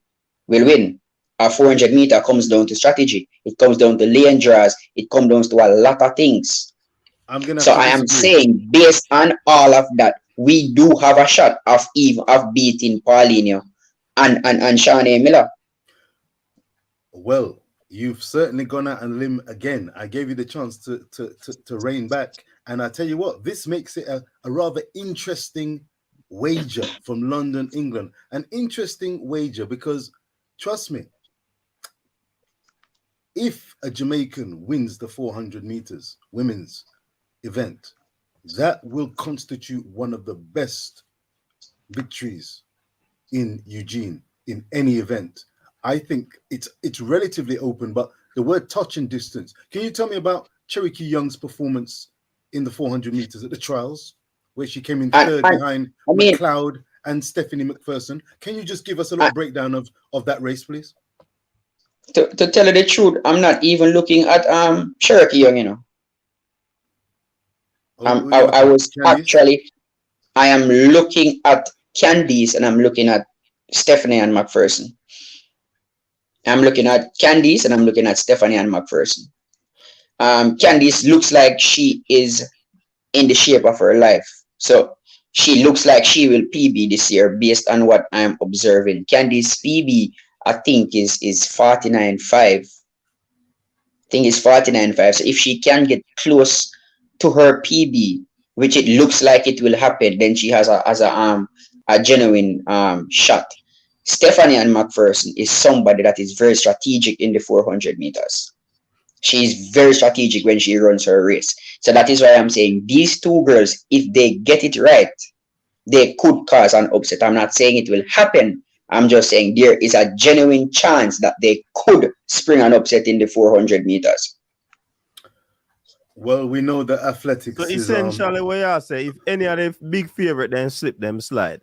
If they slip, then slide. Yeah. I don't expect that would be an almighty slip. Especially since Shawnee, I think Shawnee did say that she's doing the 200 meters and not the 400 meters. So if Shawnee is in the 400, then for me she's the overwhelming favorite. It don't matter what time Pauline them are run. I'm not sure if she's entered. I've not heard that. If you can give confirmation, even not now. I heard it sometime some weeks ago. I don't know if Coach heard it also that she said that she wanted to run the 200 and not the 4. Yeah, but I think she's gonna be doing it at this World Championship. But she come the next 2 years, she's gonna drop the 400. Okay, yeah. I know I was hearing something like that. If I was Shawnee, I mean, it'll be interesting. That'll be interesting. I'll be following things closely. You laugh, Fabian. Look here. If you wanted to have a medal collection, I mean, Shawnee doesn't duck and dive challenges. So fair dues. I think that if she entered the 200 meters in Eugene, Oregon, I don't know what she expects to get out of that stellar fast lineup. I think her eggs should be safely, securely put into the 400 meters basket for now. Because I mean, tell me, would you go for the 200 or 400 if you were her coach in Eugene, Oregon? That's not even a question. I don't even have her in the top 5 for 200 meters. Absolutely. So why on earth would she be entering the 200 meters? Interesting. She's won plenty of titles. So as I said, she doesn't duck challenges. But it would be very interesting why she would, an athlete of her stature, what exactly would she be getting or benefiting from entering that? And Bahamas, if it's medals counts, I'm sure that her federation would be fairly keen on her entering the 400 meters. So I'll be keeping a careful eye out of that. It makes no sense for her to enter the 200. I mean, she hasn't even gone sub 22 yet this season. Nowhere near. So very, very, very interesting. Very interesting. The 400 meters is relatively week this year. You mentioned something about Christopher Taylor. He remains a bit of an enigma for me, Fabian, and coach's desk. What's the SP on Christopher Taylor? I know he was a young starlet and great things seemingly were expected of him, but the 400 meters has moved on a pace at the hands of CD Michael Norman. Has he begun to impress you a little bit more? No, you're not serious, Fabian. No, not yet. Wait, you're Not joining? yet. You're joining that crew? No, man, have become a championship. Not yet. Oh, All right, Richard, the thing with Norman will enter the championship as the favorite and then choke. I've seen it happen so many times. He has to win big first for me to take him serious. I don't care how fast Norman is running. He has to come to the championships, a big championship, and perform. I agree with that wholeheartedly. So, Richard, I am not going to change until I see Norman on the track in the final and winning. I know that he's fast. I know that he's talented. Mm-hmm. But he has to prove to me. The man come at which event he was at 2019 favorite and him not make it. Favorite and I make it. I know Olympic. Olympic. He entered the Olympics as favorite too. The man have to do something for me, see, yeah, man. Look, you see, where Asafa do we, nah, man, can't do me. Can't happen again. Can't do it again. I'm big up to Asafa anyway, I'm there still.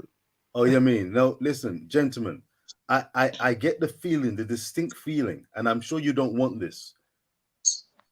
It could be that you guys are jumping on a wagon of negativity where Michael Norman's concerned. Sure, he has entered events as one of the strong favorites. Hold on, Richard. Well, give me a chance to speak. No. Give me a chance to speak. No, me not like that negative wagon there. Me not jump up on no negative wagon. But you keep on saying Michael Norman is not succeeding time after team, and therefore you want to expect him to again flop. It's almost as though you're saying, no, that's not what you're saying. Richard, you know you're not listening well from night. You're not listening well enough. Put on your finger and talk to me. Put on your finger and talk to me. His favorite. I said no. Why?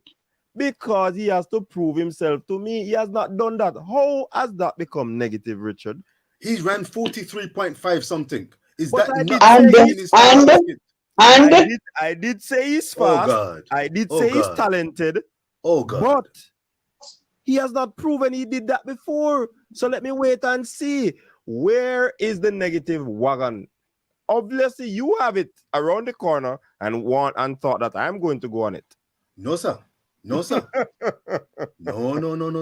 Look here. Richard. Yes. Who was the favorite for the Olympic 400 meter title last year? The 400 meter title? Yeah, males. Who was the favorite? What, hurdles? No, 400 flat. 400 meter Olympic. Who was the favorite? Male. I heard you. Probably Michael Norman and Stephen God. Okay. What was his position in the race? How much did he place? I think he finished 5th. Okay. So him running 43.5 and going into another world champ and a global event as the favorite don't mean anything at all to me. It doesn't for me either. I want to put a pin in it right there. Here's my point. Did you not watch the recently concluded US trials? That doesn't mean anything. It doesn't mean anything to me. Oh God. I watched the US trials last year too. It doesn't mean anything to me. No, nothing at all. All of them performance upon the US track, it don't mean nothing to me, you know. Nothing. Nothing at all. I don't believe you. Nothing. Bridget, I'm not scared. I'm not flinching. I'm never scared. What we did in Kingston, totally much better than what they did over there in Oregon. And the magic carpet. So when we go on that downhill track, where's in that dance, Richard? Richard, You remember what happened at Prefontaine Classics last year after Olympics when our girls went on the track? Refresh me. You don't remember what happened with Ilian? You remember what time Ilian ran on that track after Olympics? Probably very, very, very, very fast. Very, very, very, very, very, very fast. All right, I'm not gonna tell you. Wait until Eugene. Wait until we go on that track, because the times that you saw at the US trials, they are nothing compared to our times here. Nothing at all. You guys using a large brush here. Nothing. Something, nothing. See, Ilian touch a track, you know. When Ilian touch a track, what she run? 10-5. You don't remember? At the 10-5-4? No. At the 10-5-4 you talk? Yeah. I just should hey 10-5. Hey, murder. Yeah. Murder. So balance yourself, Richard. Balance yourself. Hey, That is the track that you run the 10-5. All right, watch out. Hold on, I'm gonna check out something. I'm gonna check the water. I'm gonna check the water here. Christopher Taylor. Excuse me. Christopher Taylor. Let me jump a little bit. Oh my Water God. online. Christopher We never Taylor. want to talk about Taylor. You don't want to talk about him. Even though we haven't seen him deliver, as he got some superhuman 43, so we've not seen it. Do you expect him to shine and do something totally contrasting to what he's actually produced? No. And before you start jumping me, Chris Taylor is my favorite athlete from Calabar days. Okay. Chris Taylor and Shelly are my two favorite athletes, but I'm not biased when I talk about. I don't think Chris Taylor will ever run sub 44. Wow. Wait a second, this season or again? He said again. No, sub 44. Oh, sub 44. You never. Okay. Yeah. that Marlon, makes sense. welcome. Marlon, them think I go football and know about it, Marlon. We're not here, Marlon. But Well, Richard, we know you have a question. Yeah, Run the coach. question. I just want to say something about now. Oh, Marlon, go on. Yeah, Yeah, you kind of chip in. yeah, coach. I think the You difference, know. I think the difference is that he's in the US. His performance out of US hasn't been the best, right? And we have seen that with all the American runners. I think apart from Noah and Brummel to an extent, right? All the other runners, they don't perform that well out of the US. I think him being in Oregon now, where he set all his PB, he could be very dangerous on that track. I think this will be the difference. So it will be a shootout between him and Stephen Garner. I think Very good point. if it was anywhere else, I think being in his comfort zone there is gonna be that's gonna make the difference. What I say definitely is a shootout between him and Stephen Garner first. So you don't add Kirani to that? Tirani my 5 for third or fourth. Marlon know him athletics. Marlon, you know we are talking. You know what Kaka strikes at. Respect. With Russ and Respect. something else. And my guy there from Botswana. I agree with that point, Marlon, because I've said I've said it on a stream before that they might do well in US. They run fast in US. A same point I made in another stream. However, Go ahead. I still have to see Michael Norman do it, right? Because when the pressure lick him from the competition, it might be a different thing. So we still have to see that first. CD, let me ask you a question. Do you want to see Michael Norman succeed? If I want to see him what? Succeed. I have nothing against the athlete. I like him. He's a very fast athlete, talented, but he has not proven anything to me to date. And I make my assessment based on what he has done. Same here. Marla made a good point, about the American athletes always performing well in America. So that excuse that we normally have saying they only perform well in America, that goes through the door at World Champs because it's in America. Now, Marlon, my question to you, is it that he's going to perform well because he is in America, or will the big show of the World Championships, the expectations, weigh on his shoulders? Because we have seen in the past where he doesn't handle pressure well. So do you think that will play a part in the 400 meters for Michael Norman? And it's more pressure at home, Fabian. More pressure at More home. pressure at Seeing home. that you're at home and the pressure of going in as the favorite, the fastest time this year in the world. I think The expectations. put it this way, I think he has experience of his 2 championships and his disappointment, right?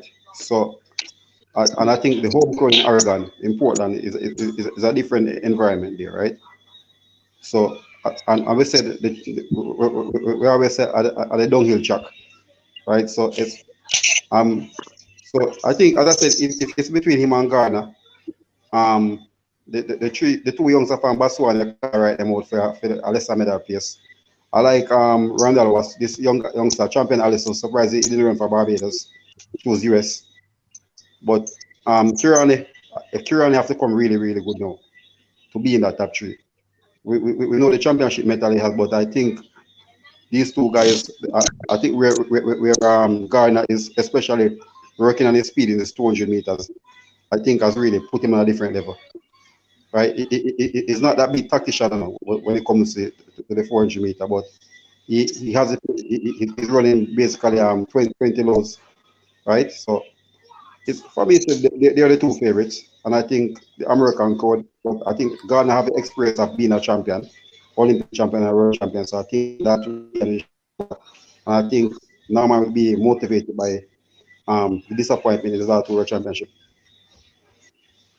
And I think that people are underestimating, having watched him closely in this United States Championship. I think he personally acknowledges where he's gone wrong before, where he's let himself down. And I think he's keen to let himself feel happy with his accomplishment and his performances, as well as his coach, who happens to be a certain Quincy Watts. I am going to be the first to clap him if he wins. But you're fling a hole for clapping him, and I talk about Richard. Apparently, we have to just Richard, on the shoulder. Apparently you don't understand the sport, Richard. Watch it. We have to talk based on what the athletes have done, Richard. But Richard, we have to see on what they would have done before. Yes. Richard. For me, you have to show me. Don't tell me, show me.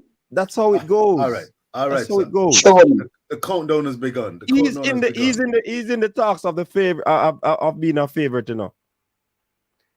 But Stephen Gardner is also in the talks. And don't forget Stephen Gardner as defending champion. And that's the difference. Stephen Gardner has done it before. He has. And that's what I said. He has the Achilles to prove. He has the 2 gold medals. That's how we reason track and field, Richard, based on what they have done. All right, watch out. Let me just check. My last question regarding this particular matter. Hand on heart. If Michael Norman runs a storming 43-7, I'm speculating, and comes second to the great Stephen Gardner, will you say, well done, Michael Norman? You have done well. Respect. You've not bowed to the pressure. Well done.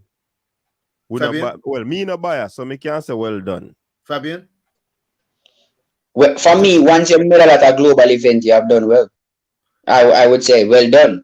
Respect. All right. We agree on that. All right. That's good. That's good. But coach, I would expect him to PB though.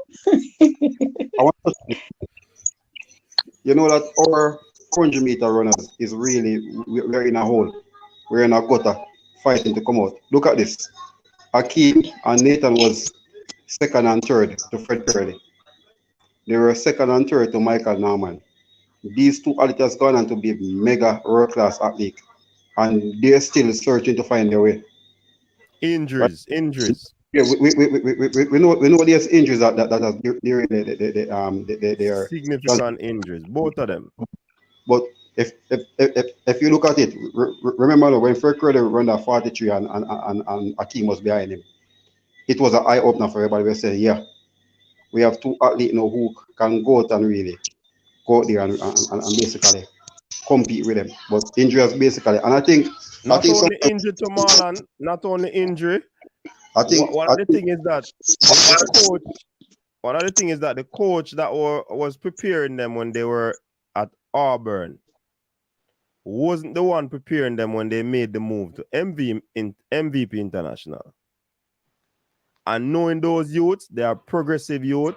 Once them they're somewhere not now go on them a cut. And that's what they did. You understand? Because they believe in them talent. With Akim at Tumbleweed, I basically don't think the same stay the same way. Hold on, your line, chop him all on. Hold on, man. You hear me better now? Yeah, man. Yeah, so what I'm saying, I think the only thing we have in that Tumbleweed track club now who's really performing is Brittany. McLeod has gone at the boy. We're not getting nothing exceptional from them. McLeod is not a tumbleweed. No, He left Tumbleweed. Okay, he left Tumbleweed now because I know he was there last year. He left this year. But coach, I'm dropping out one prediction still. Female 100 meter hurdle. World record is going. Hurdle? Yeah, man. Camacho Quinn, all of the Camacho Quinn Listen versus Kenny and Harrison. Quinn. Brittany Anderson beat Quinn. Listen, CD, you sound like you're a drink. Stop that drunk on top. So, of course, I drink water, Richard. Of course, I drink water. I think the world record holder. I think it's gonna be something special because this girl Johnson, a young American, and you have Miss Asines from Nigeria. It's gonna be a shootout in that one, and you still have a defending champion. That is American Pie. American Pie Ganyam Deso. Alicia Johnson and Camacho Quinn and Kenny Harrison. They won't eat the American Pie. Camacho Quinn. On our rule out the defending champion, man. The champion. Nia. The play with her, you know. But Nia is good, but she's not dipping into no 12.3. But Nia, respect to Nia. Respect to Nia. Mother Nia, you know. A mother. Respect to Nia. Don't play the mother them. Look on Shelly. Don't play the mother them.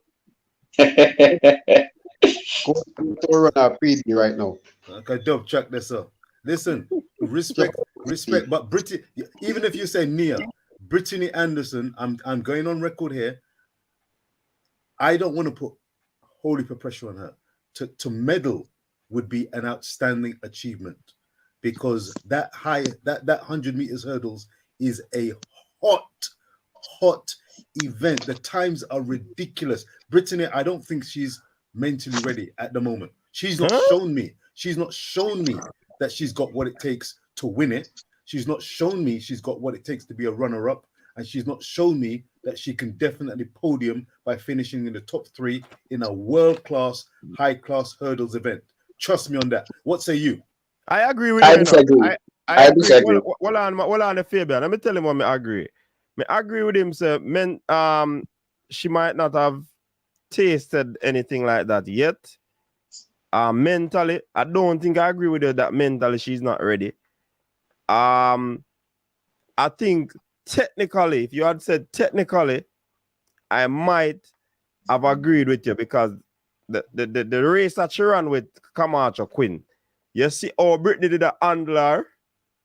The fact of the matter is that Brittany started to forget about her technical ability. That's what I observed and started to race rather than hurdle. So she hit the hurdle. Plus, Brittany is very fast. Yes, coach.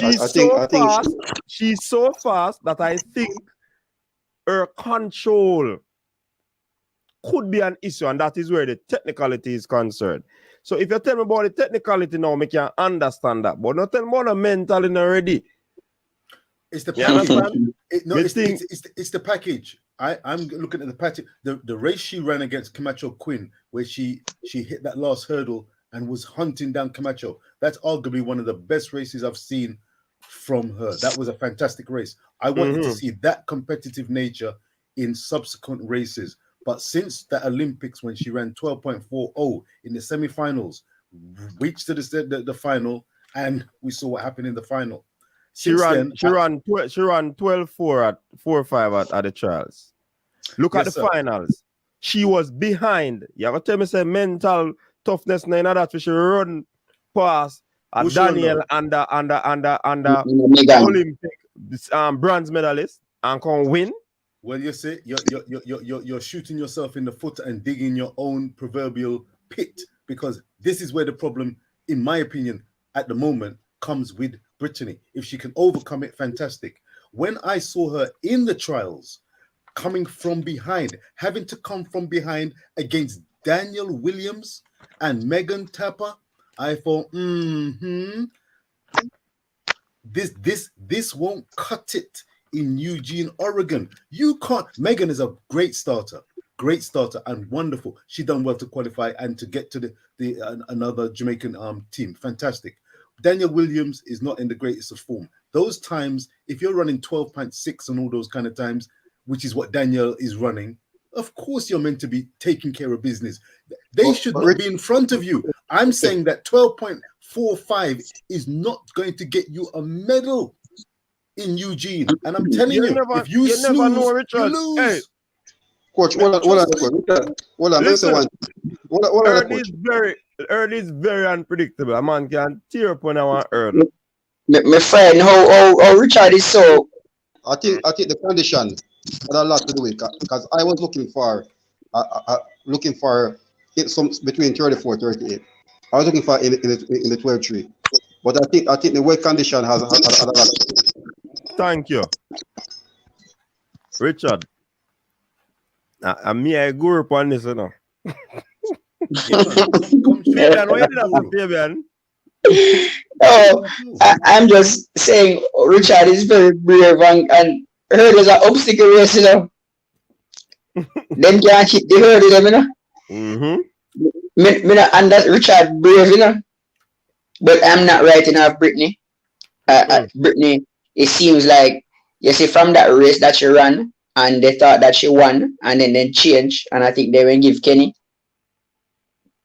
Brittany is like it lit a fire in her, and she has a steady determination in her eyes. So I'm not counting out Brittany to medal. And so, Richard, I have a question. All three, I'll not add four because coach me for add near it. All four clear hurdle 10 together. Who wins? Which four are you referring to? Camacho Quinn, Kenny, Harrison, Brittany, and Nia. Who wins? All four clear hurdle 10 together. Who wins?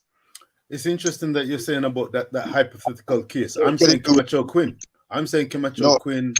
If you ask me, I'm saying Camacho Quinn, and I don't think they're going to be clearing the last together. But that would be a throw, because Brittany is very, very fast. I wouldn't give it to Kenny Harrison, but running at home where she is under a lot of pressure, she could rise to the occasion. I wouldn't give it to Kenny though. Camacho Quinn has the heart, the mind of a champion, outstanding, and I think that she would be the one to beat. Let me be clear: Brittany Anderson has got exceptional ability. I would be the first to be cheering from the rafters. Trust me, if Brittany can podium, and if she can do better than that and claim gold, I would be absolutely. You know why I asked. Fabian, hold on them. You know we should have pressure him like him a pressure when we are talking about a man from a next country, and we are talking about we own Jamaican. And he sound optimistic. But he want we sound optimistic about American. Bridget, we should have pressure, you know. But anyways, go ahead, Fabian. You know why I asked, Richard? Go ahead, sir. That's how close the race is going to be. I think it's going to be a blanket finish. It's interesting that you say that. It could very well be. The times are stellar. I think it's going to be a blanket finish. My question and hesitation at the moment, as it stands, with 3 or so weeks to go, less than 3 weeks to go, because of the inexperience at the top level of Brittany, maybe her self-confidence, when the gun goes, we don't want anyone full starting. If all things are being equal, Brittany will have to run the mother of all races and believe in her talent. Similar to what Coach Minzy was saying, that she must believe in herself, race, and align that and that fighting spirit with the technical acumen. Because again, coming off that last hurdle, she had a great chance against Camacho, and she was running her down. That was a really impressive race. Easily the most impressive race I've seen from her. But when she went to the well indoors, that's what first got me. I didn't get the red flags out, but I was a little bit, hello, Brittany, maybe things are coming a little too soon at the moment. Don't put pressure. The indoors world championships in Belgrade, I expected her fully to either win or at least podium. I thought this is where you're going to come out. She didn't medal, ran quite fast, but didn't medal. 1, 2, 3. I thought, not sure about this. She won Not sure 4 about more this. hurdles, Richard. She what? She wanted Richard, 4 more hurdles. I think, Fire for you, CD. Richard, I think Brittany and Kenny are the 2 fastest 100-meter runners right out there, right? If Brittany is anywhere between them at hurdle number 7 and 8, and if she don't touch a hurdle, she will win. I'm putting it out there. Camacho Quinn is a better hurdle out of all of them. But if she's there with them and doesn't hit a hurdle, she will be there. And watch out for Amazon from the Nigeria. Bad girls, you know. I'm afraid of she. Bad girls, you know. She's very good. 12-4-2 now. I like her. She's very good. I get the impression though. I think what Marlon said is going to be very interesting. It's the first time the Americans are having the World Championships on their home turf, and anyone who has the mental acumen, the strength, the resolve, if they're up for the fight and excited to be returning in front of adoring home fans, and they're used to the pressure, all the NCAA, and they've been running, Golden League, Diamond Leagues, if they can actually live up to expectations, which Americans usually do, then it will take the mother of all performances. A Camacho Quinn can look around left and right and focus straight ahead and say, I know that the Americans, the majority of this crowd, are rooting for Kenny, are rooting for Alicia Johnson, but I'm rooting for myself and my fans and my family. I've come here to do something, and I know it's going to have to take a tremendous performance, and this is where it counts. Brittany, if you're listening, if you hear this recording, go for it, Brittany. Believe in yourself. We believe in you, but believe in yourself. You're going to be the one negotiating those hurdles. It's not an easy task, but leave it on the track. We know your talent. You know your talent. Shock yourself and go for gold. Let the cards fall where they may. But don't fool yourself. While I have a soft spot for the Jamaicans, especially Brittany, the early event is an obstacle race that is very hard to call, It's when they come on to hurdles and relays, very, very difficult. I watch them with me, I hold my chest. Because trust me, anything can happen. That's why I said, Coach, if she doesn't hit her hurdles, she's gonna be up there. Definitely. That was a good analysis. You see, once we get a clean, perfect race from all competitors, it's gonna be an epic 100-meter hurdle finals. I kid you not. It will be one of the highlights of the yeah. It will be. There's too much talent out there for it not to be. Talent. Holy. Can I ask you guys? Let me take this opportunity. Can you give a word about Daryl Nita and Dina Asher-Smith in the 100 meters, particularly? My Lord, CD. Oh yeah, hey, it's a serious question, I'm just putting. Dina Asher-Smith is the reigning world 200 meters champion. Daryl Nita ran 10.80 in front of the use of about 7.8 meters wind, but 10.80. And Dina Asher-Smith is going to be the current world champion. Do you have anything to say about their prospects? And I'm going to throw this in. Beware the 4x100 meters relay for women. Trust me, I'm going to tell you now, the British are looking for a handful at best of medals. the relays, which is precarious, is something that they will definitely be targeting. Trust me. Me not trust Trust me. Richard. No, me not trust it. Me not trust Richard that sound like Jamaican. Richard, yeah, are you Jamaican? me not trust him. Richard. But let me tell you this. Coach, Richard, brave man. He mentioned 100 meters after the 1, 2, 3 last year.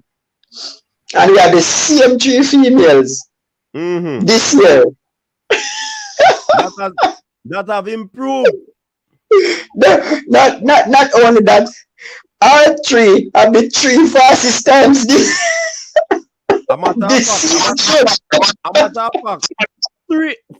four fastest time of the year are Caribbean girls. Julian Alfred up there. Richard, serious. Caribbean girls. 4. I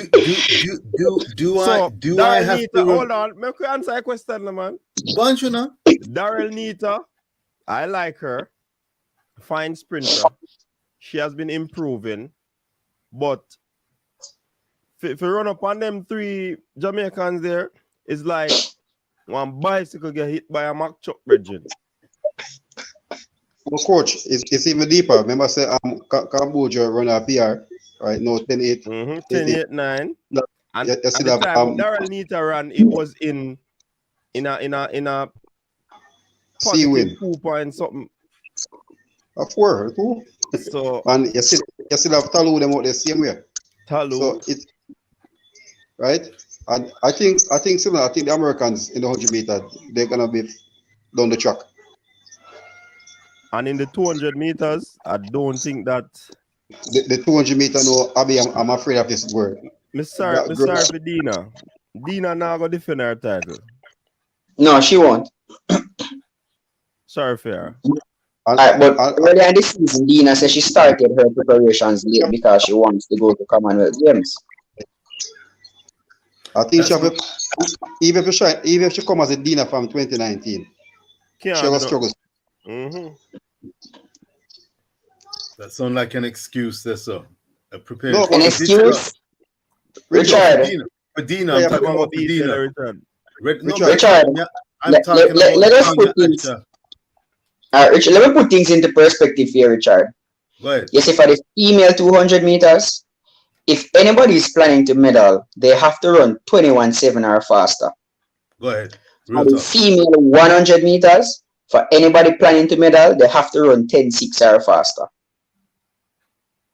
I hear you. That sounds right to me.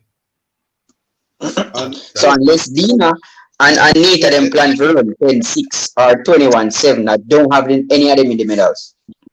I have one concern. Marcelinga, where is she? Is she back in training?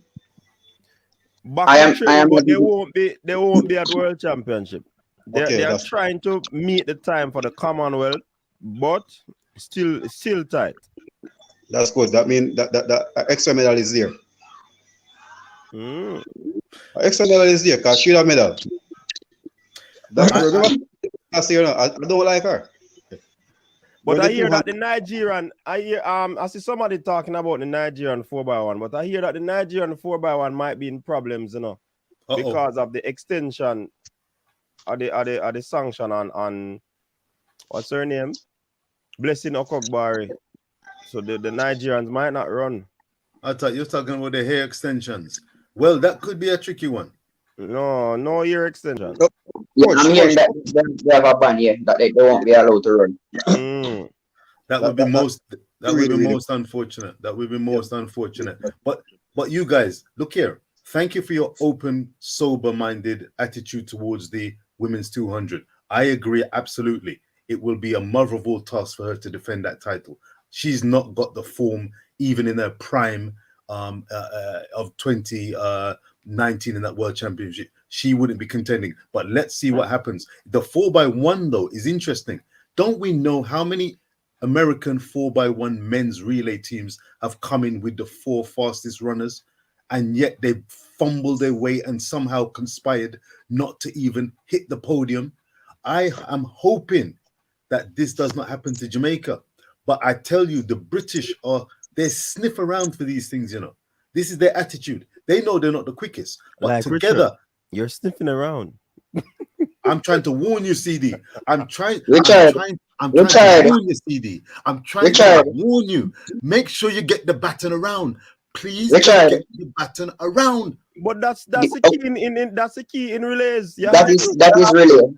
But Richard, if our girls stand up and collect the baton, we will still win. I'm with that. And I want that to happen. I want that to happen. and we're not Trust gonna me. stand up and collect it. And we're not going to stand up and collect the baton.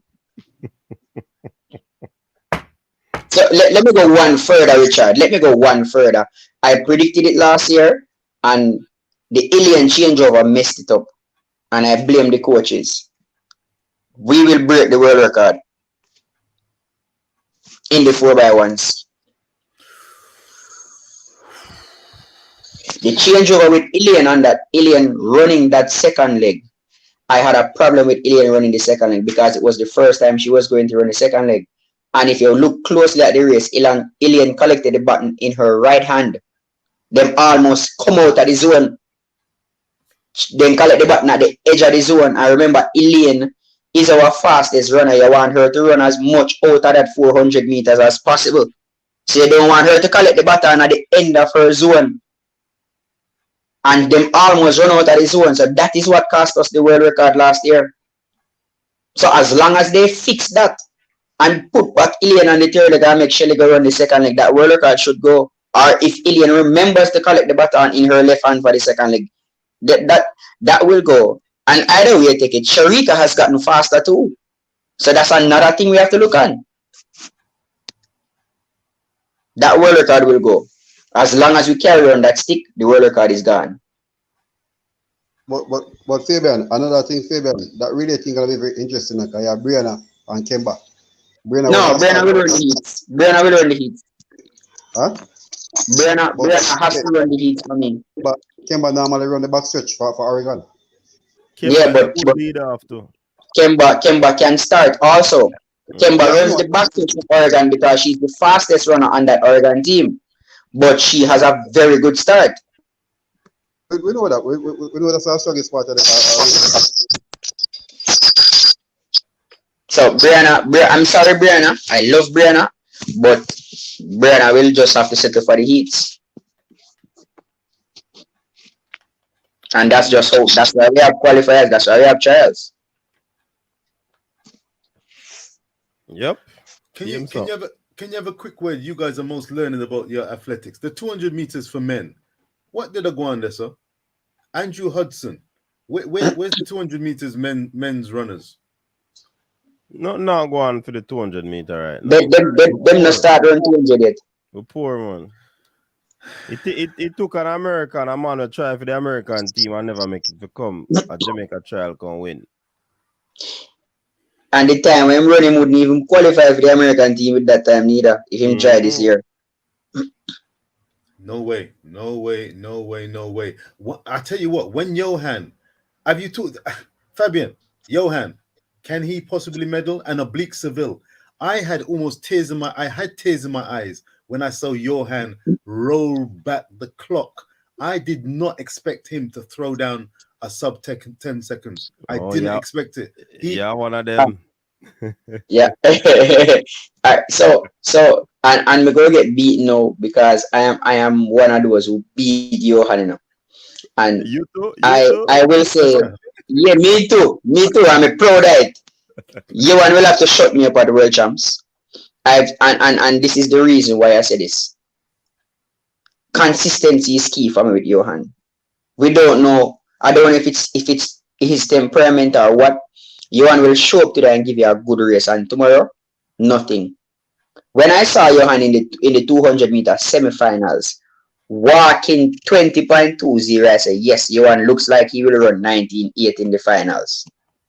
Johan come to the finals and look like the old Johan. For the 100 meters, Seville, I think his time at the Olympics last year has given him a lot of experience that he will use this year at World Championships. He has looked more composed.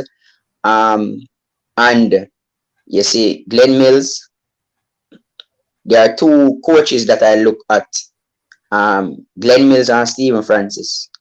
Whenever they talk, I listen. And Glenn Mills said that boy will do big things. So I'm just gonna watch the guru work. I'm just gonna watch him work. Because if he's running 8 at this time in the season, I'm just saying I'm just gonna watch him work. I'm expecting him to run 10-7 on the fast track or even faster. 9-7. 9-7, sorry, 9-7 on the fast track or even faster. My concern still, I think his strength. We know that Fred Curley, basically Fred Curley and Shericka are in the same zone right now, from 400 to 100. That's extremely strong, right? So I think will be the favorite series, but if it's down the road, What's that song? What's that song? Bad man.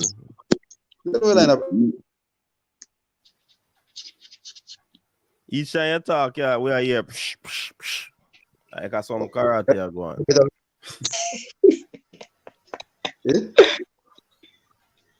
Yeah, you better look what. Yeah. Yeah. So what I'm saying is, I think Fred Curley, basically is a favorite. Bromell, if he have everything right, he hasn't been the best. I don't think Coleman is in that best place either. So I think Silva is up there for grab and Brams. But I think somebody have to come with something special to beat Curley. Yeah. And Bromell not strike me either. No, him he's always the best. Civil look like he can win that world championship, you know. It's a great possibility, you know. I think where Curley will catch up is the finishing part. The last 30 meters. Yeah, true. That oblique Seville run when he broke into the 9-8, that run there, I tell you, that's arguably the finest run I've seen this season in 100 meters.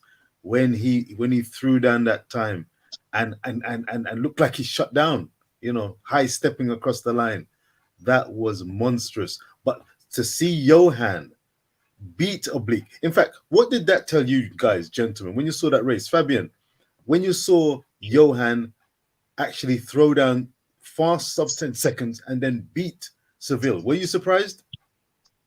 I was surprised, but what that race taught me is that Seville still has a lot to learn. A lot to learn, yeah. For example, if Seville had, all right, so Mills always said that Seville, if he can put together his race properly, so he's still learning to put his race together. And I think that was his downfall in the final. And he knows, you realize he was clapping Johan when Johan beat him in the final, because that look is somebody who said, yes, you get me this time. I mean, know why you get me. Yeah. So he was just clapping to say, no, you get me. Let me tell you what happened to gentlemen. You see, when the race finished and Johan go all the way around, Seville went on the apron, you know. And he was looking at the big screen and him a hold him and him a penny the big screen, you know. Like him a look on the faces that the race where him go wrong, you know. So him just stand up there and a penny and him a look and him a look. Him watch it each time he replay, him watch it. He no move from there. Coach, the brother that come forth, I don't remember his name. That guy impressed me all straight through trials. Bailey Cole? Huh? No, man, but Bailey Cole. Bailey Cole came fifth. Conrad Jones, yeah. Conrad Jones. Yeah, man. Remember him from Champs. From States, yeah. Tala. Yeah, man. Impressive championship. Excellent Charles for that young guy. Excellent. Yeah, man. So I like the penny business. That's a useful insight. Coach means that you're saying about how Seville was looking.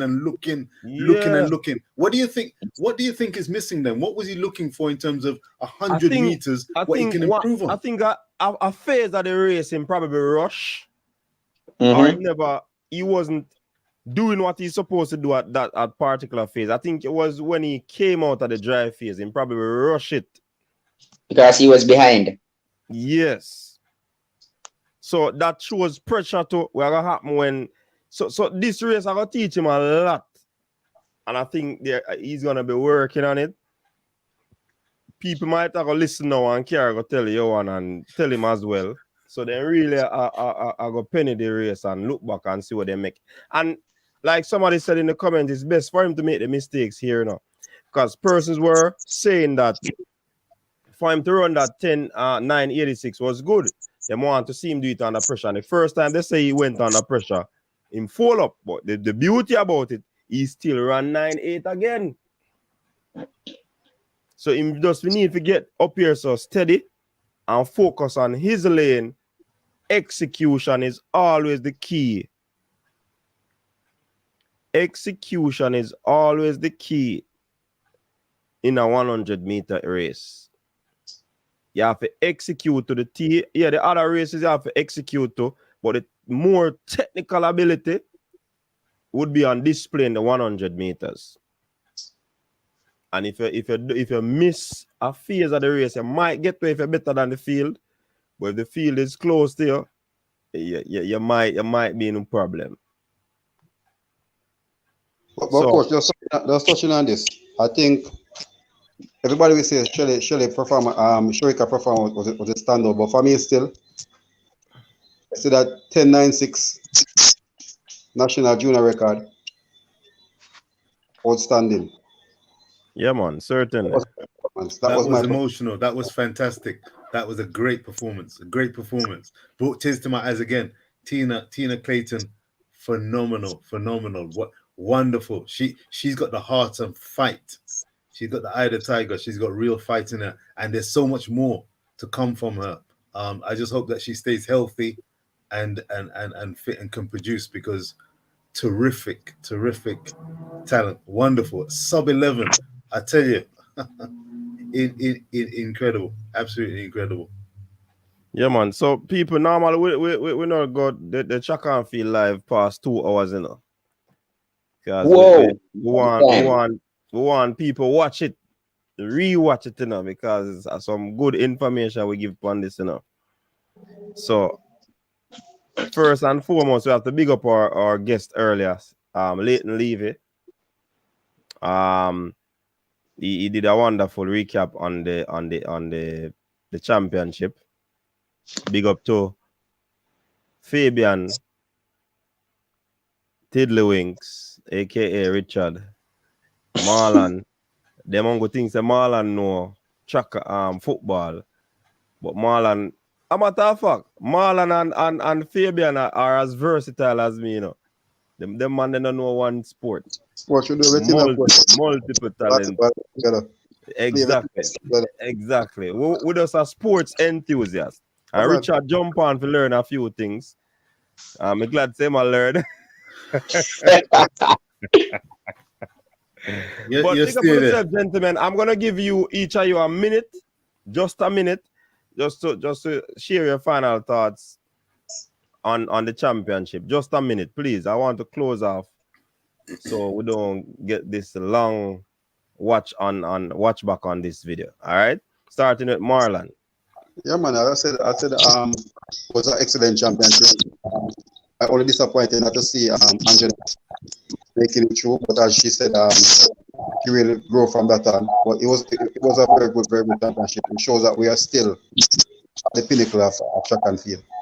So next 3 weeks in Oregon, we are looking for some exceptional performance.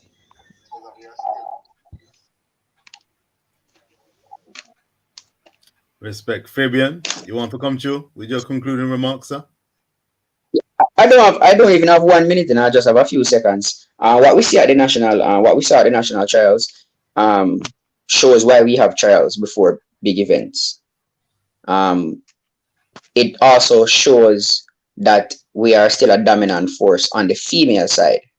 It also has brought to light that our males are slowly coming to the party, and for some time now, our females have been carrying the weight. And our males are starting to come to the party. I'm asking people, just give them some time, have some patience with them. Remember, we're trying to fill a gap that was made by a man that is not, I don't think he's human. So it is going to take some time to fill those size 15 shoes. So let us just rally around the males, They are coming, and I am sure that based on what I am seeing this season, that the next World Championships 2023, that a Jamaican man will win the 100 meters. Based on what I'm seeing now, we will go back to where we were a few years ago. So just give them time, support our athletes, and we will do well. We are getting back there with our meals. I think that the Jamaican national trials were a triumph. I think the usual suspects came to the fore, and then they went even higher through the achievements and performances of the likes of Shericka, Jackson, and the great Mommy Pocket Rocket herself, Shelly Ann Fraser Price. Phenomenal performances. Jamaica are small, but they're Talawa. On the world stage in Eugene, Oregon, in just under 3 weeks' time, we can expect medals, outstanding performers and performances, and outstanding competition. That trials went on simultaneously as the US trials were taking place, and of course the British trials, which is where I'm currently residing. And I can tell you that both of those trials knocked the British trials into a cocked hat. It does not compare in any way, shape, or form. A 3.8 meter or meters per second tailwind propelled Daryl Nita to 10.080 seconds. She needed that wind to run that time. Our ladies, our queens, required no such wind assistance to throw down times that will compare and just knock those to the other side. A word of warning. Watch out. One word of warning though, CD. I don't know if you like this. Shelly Ann, you are looking set to produce something spectacular in the women's 100. But a word of advice, please don't go for the 200-meter event in Eugene, Oregon. All right. Thank you, Richard. Thank you, Richard. Thank you. Save your energy, sister. Save your energy. It's not worth it. It's not worth it. Richard. 1 minute, Richard. 1 minute. 1 But minute. Coach Richard, I understand said the 200 meter go run after all of the 100 meter them finishing. So, Me tell us, I understand the thing, I learn. Anyway, pick up yourself, people. Thanks very much for tuning in. Really appreciate you being here. Thanks for the support. And definitely we'll be back, hopefully next time around. And we continue to give you information where track and field is concerned. Big up to Richard. Big up to Marlon. Big up to Fabian again. Until next time, stay safe. Peace out. Because Richard, I learned the thing, you know. Man, I thought about the 200. I don't know. That's a very useful piece of information. Your style and your flavor make the city rock. They must say the season come out with a bang. Coach Minzy, best round here. Remember that.